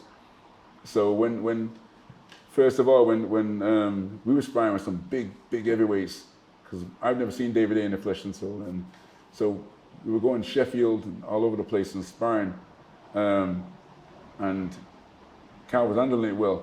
But when we seen David, I know he don't go off size, he go off skill, but when we seen David, he didn't look nothing like what we thought he'd be, and I thought, is that him? Is that it? That's what I was thinking, and Carl's thinking the same thing. And David come walking in with 2 girls, his hand on one of the bottoms like this. And so he was like, his mind definitely not right. His mind ain't right at all. And then he got on the scales and he weighed. He's gone with the girls again. And Carl just takes his mind off things, goes cinema and shows out. But the next day now at the fight, the worst thing they'd done, 2 bad things really, which is good, worked out well. Because at the time it was not Richard Poxton, it was managing him. What's he called from Sheffield? Not Dennis Hobson. Dennis Hobson, yeah, you got a better memory than me. Dennis Hobson was managing him, and Dennis come in. Imagine Dennis came into the change room and said to me, Maurice, if Carl's taking too much, you know what I mean, I'll pull it, get the pint pulled, told the referee already. And I'm like, we ain't come here to get beat, you know what I mean? We ain't come here to get beat at all. We come here to smash him up. So, the confidence was low around the camp, apart from us. And then the next thing that happened was, because David A, he's knocking everyone out until then. Sure. So, the next thing was the referee came in and I told Carl, to give you time to get ready for the fight. So Carl's padded up, gloved up, been banging away at me, and he's ready to go. He's sweating, and he's getting in the zone. And then they came in and they said to Carl, you have to hang on another half an hour because David's just getting his gloves on. And that's the worst thing they could have said to Carl. And Carl, I never seen him crack up like that. And he's like, you what? You're making me wait. Not making me wait at all. I'm the champ. And everyone couldn't even talk to Carl. So then that happened, and Carl was annoyed, bad, to He say has the a least. chip on his shoulder anyway. Yeah. And then he's walking in there, and then they play some rocky music, some nonsense they're playing. So Carl's like, where's my music? And he's going mad at that as well, so he's already in a bad mood. So then we go in the ring, and then they announce him, and Dave is in there like, all he's got to do is turn up, I'm beating this boy, and that's it. And Carl was in a mad, horrible mood. So they've gone to the middle of the ring, ding ding, round one, and you seen the first round? I was there. Oh, right, okay, we seen then. So Carl was, everyone thought it was going to be a one-round demolition job from David, and even me, I was like, Jesus, man, how's he taking them, you know what I mean? So he come back to the corner. I said, Carl, how is it? And he went, no joke, he went, yeah, man, it's good, man, it's good. Like that. So I said, you're joking? So I knew then that, if Carl's in this, you're going to smash him up, you know what I mean? Because Carl's he's the toughest boy that I've known, you know what I mean? He just, what can I say, stubborn. He's just a stubborn. Great word for him. Yeah. So so when the second round came, and then a bit of the first came, and I could see David blowing a bit, and told Carl getting his toes a bit, man. And then obviously the fight was going on, and then you could see the light then, you know what I mean? And even Carl's running back to the corner. And Carl was ready for him. And then the towel came in. Yeah, that's right, yeah. So, Carl would have stopped him clean if the towel never came in. Yeah. They know that as well, they know that. Yeah. So that Carl Thompson roller coaster, he was obviously, you said that you can't be his friend and that. You would have obviously felt a lot of affection for Carl from everything you shared over the years. Mm. Were you worried that there was a point where Carl was going to get old overnight, given his mileage? Yeah, I wasn't worried because, like I said, he's a very stubborn character, and I know he had the will to do things. And only once when he was training for his last fight, if Carl can't do something like he used to do it, he'll beat himself up. You know what I mean? I had him in the morning doing the morning work, and he missed the times a couple of times. And he was, you think someone's chopping up his flipping left leg or something, and he's going mad on the field. He's like, no, again, like some crazy person. And wow. But that's the determination he's got to do it. But also the realization that maybe it was leaving him. Yeah, and that was his last fight, what he had. Yeah. You know what I mean? But, we got through it, we do the best we can. You realize your legs ain't the same as what they used to be. He did want that Hay rematch. Did you want it again? Even though he'd beaten Hay, Carl, I remember interviewing Carl back then, and he was saying he wanted to fight Hay again. I'm like, well, why? Because you've beaten him. But it's a good payday. And yeah, it's like when he fought Eubank. Eubank was the same thing. He what Carl? Yeah, he said Eubank there. The first fight he didn't get paid. Like he should have got paid, but you realise that Chris is a draw, not him. So, we went down there, we've done a better job in the second time anyway. Yeah, I mean, Carl did have that chip on the shoulder where I think he always thought that he was being brought in as a B-side, didn't he? Yeah. Yeah, he always was. He's done it the hard way, because even when, there's only a few guys that I know that's done it like this. When he lost his title fight, world title, he went back down to British level and fought for the British again, European, defended that. Went right up against the world, so, who done that now? Oh, Crawler, he done that too, didn't he? Yeah.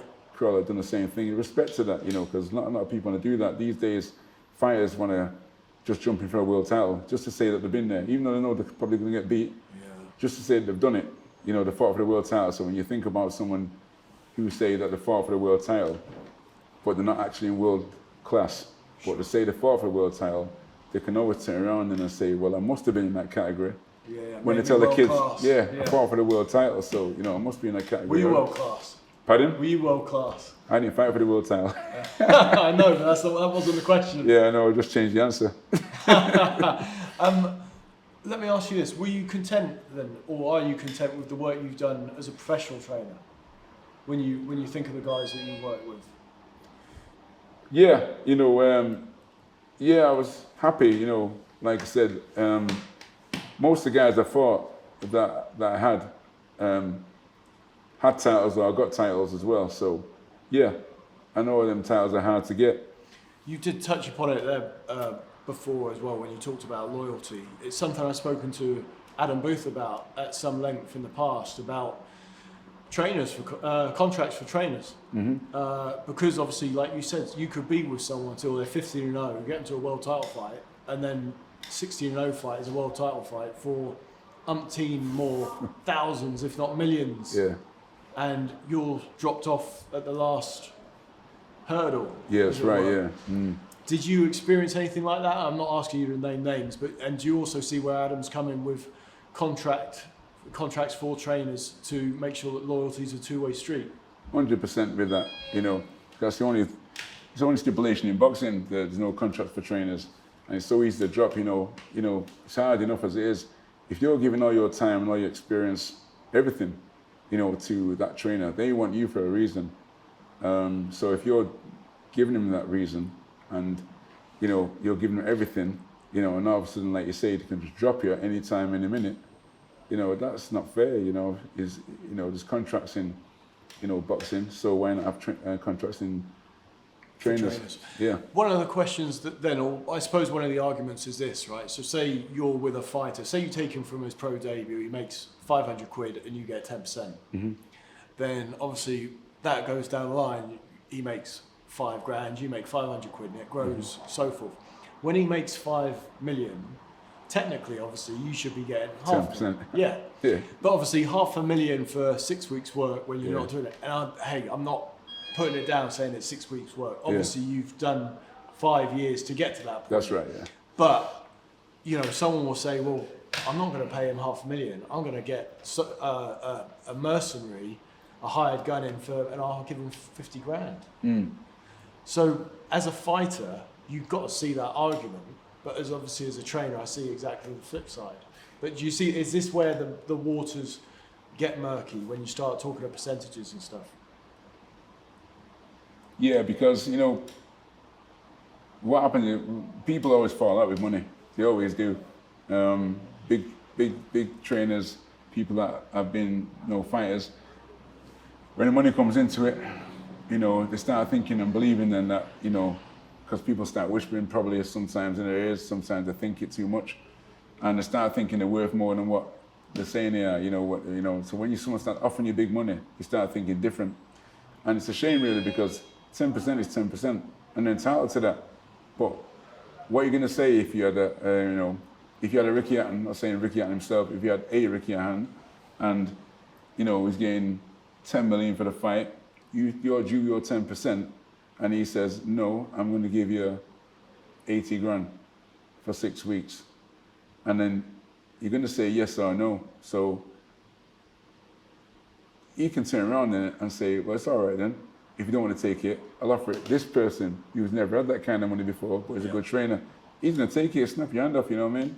So you're stuck really. You're stuck in a situation, you know, you're stuck between a rock and a hard place really. It's wrong to be in that situation, but you know, there's no, you know, Mickey Duffy said no loyalty in boxing, is he? You know, If you want loyalty, buy a dog. Buy a dog, that's right. So, and that's where it's at, you know. So, you know, people will snap your hand off and take 80 grand, you know, where you know that trainer, what he's giving you, all them years he's put in, you know, he's worth, you know, that and a lot more. Which I can well see why you're doing what you're doing now with the amateurs, because you take all of that BS out. Yeah, I take it away. You know, if look, it still probably happened to me. If I get 4 amateurs and I turn pro, and they start making something max, and I'm there till they get up there. When they get up there, they can easily go. But I've done what I can do. You know, it's a chance you're going to take, hopefully you install some values in them as well. Like I got installed values in me, loyalty values. Yeah. But money is a big turning point in boxing. It's a tough one, and also the other thing you can't legislate for is the people who have the ear of these fighters. So the guys that are feeding into them and saying, "Oh, look, what are you giving him $250,000 for, or whatever the big sum is, the big percentage." And they'll be like, "Oh yeah, maybe I don't need to do that." And then everyone's like, "It's a short career. You've got to maximise your earnings." It's tough though, because it is a short career. You've got to maximise your earnings, but it's tough. I mean, the thing is, when you're talking about these astronomical sums, basically there's enough money to go around.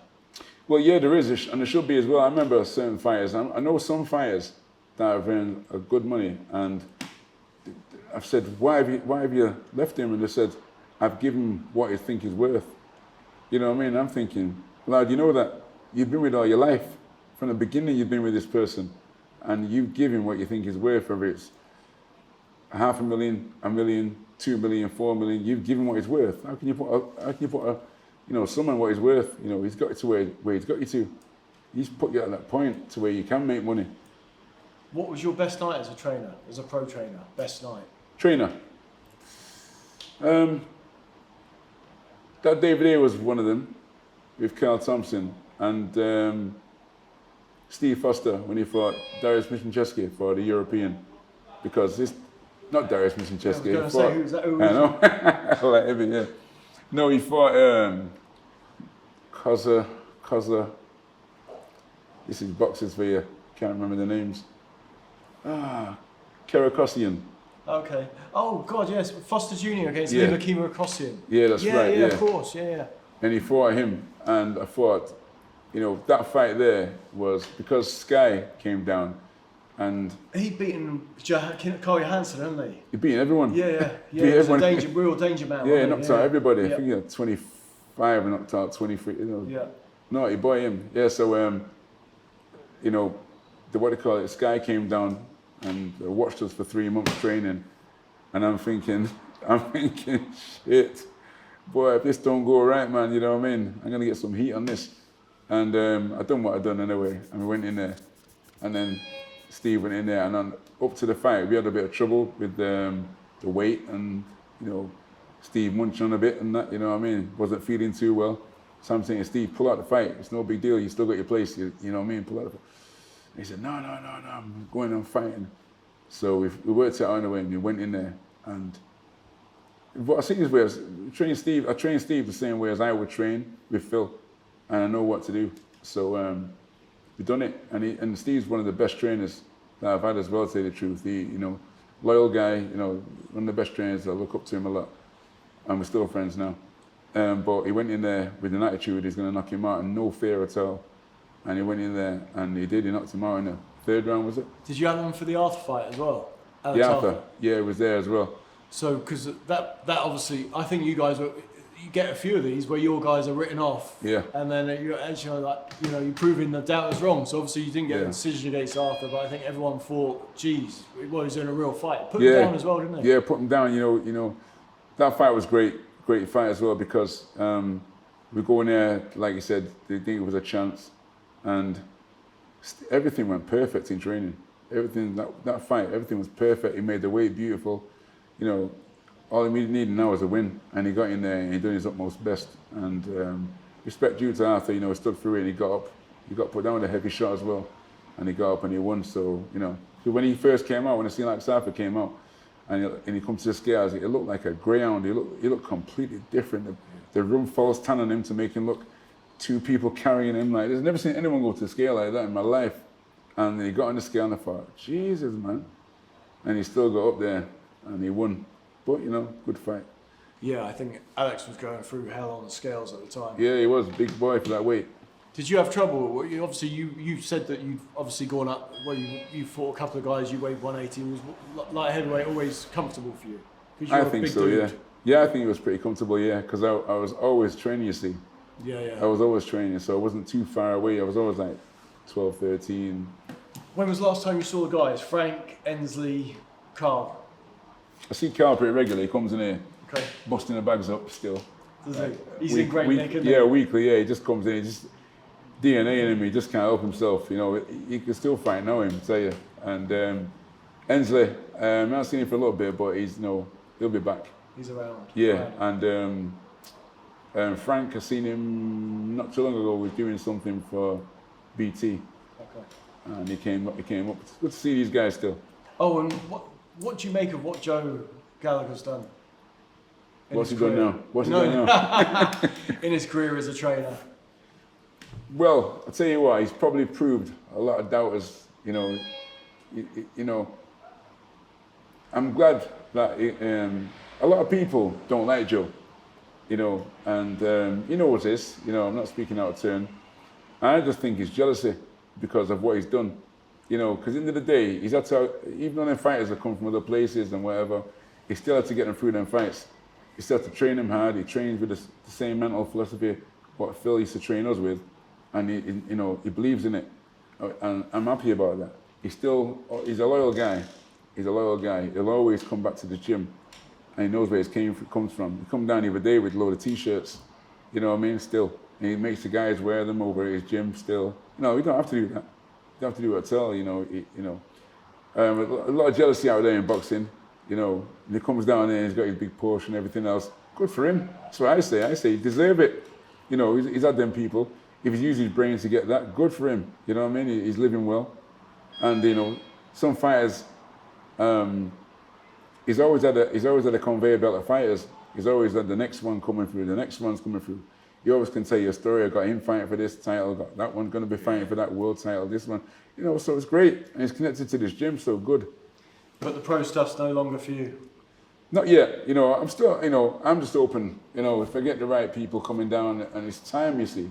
It's time consuming. Like I said, I only train one at a time most of the time. And it takes up all your energy and all your time.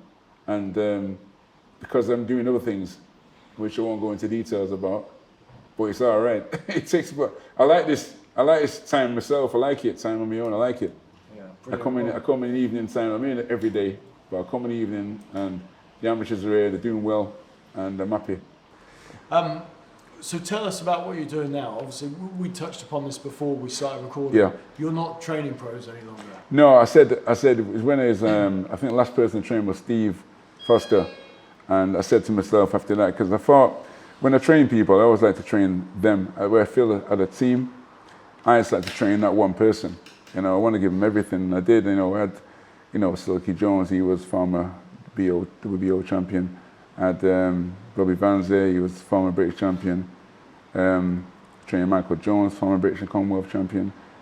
Carl Thompson, obviously, he's what he is.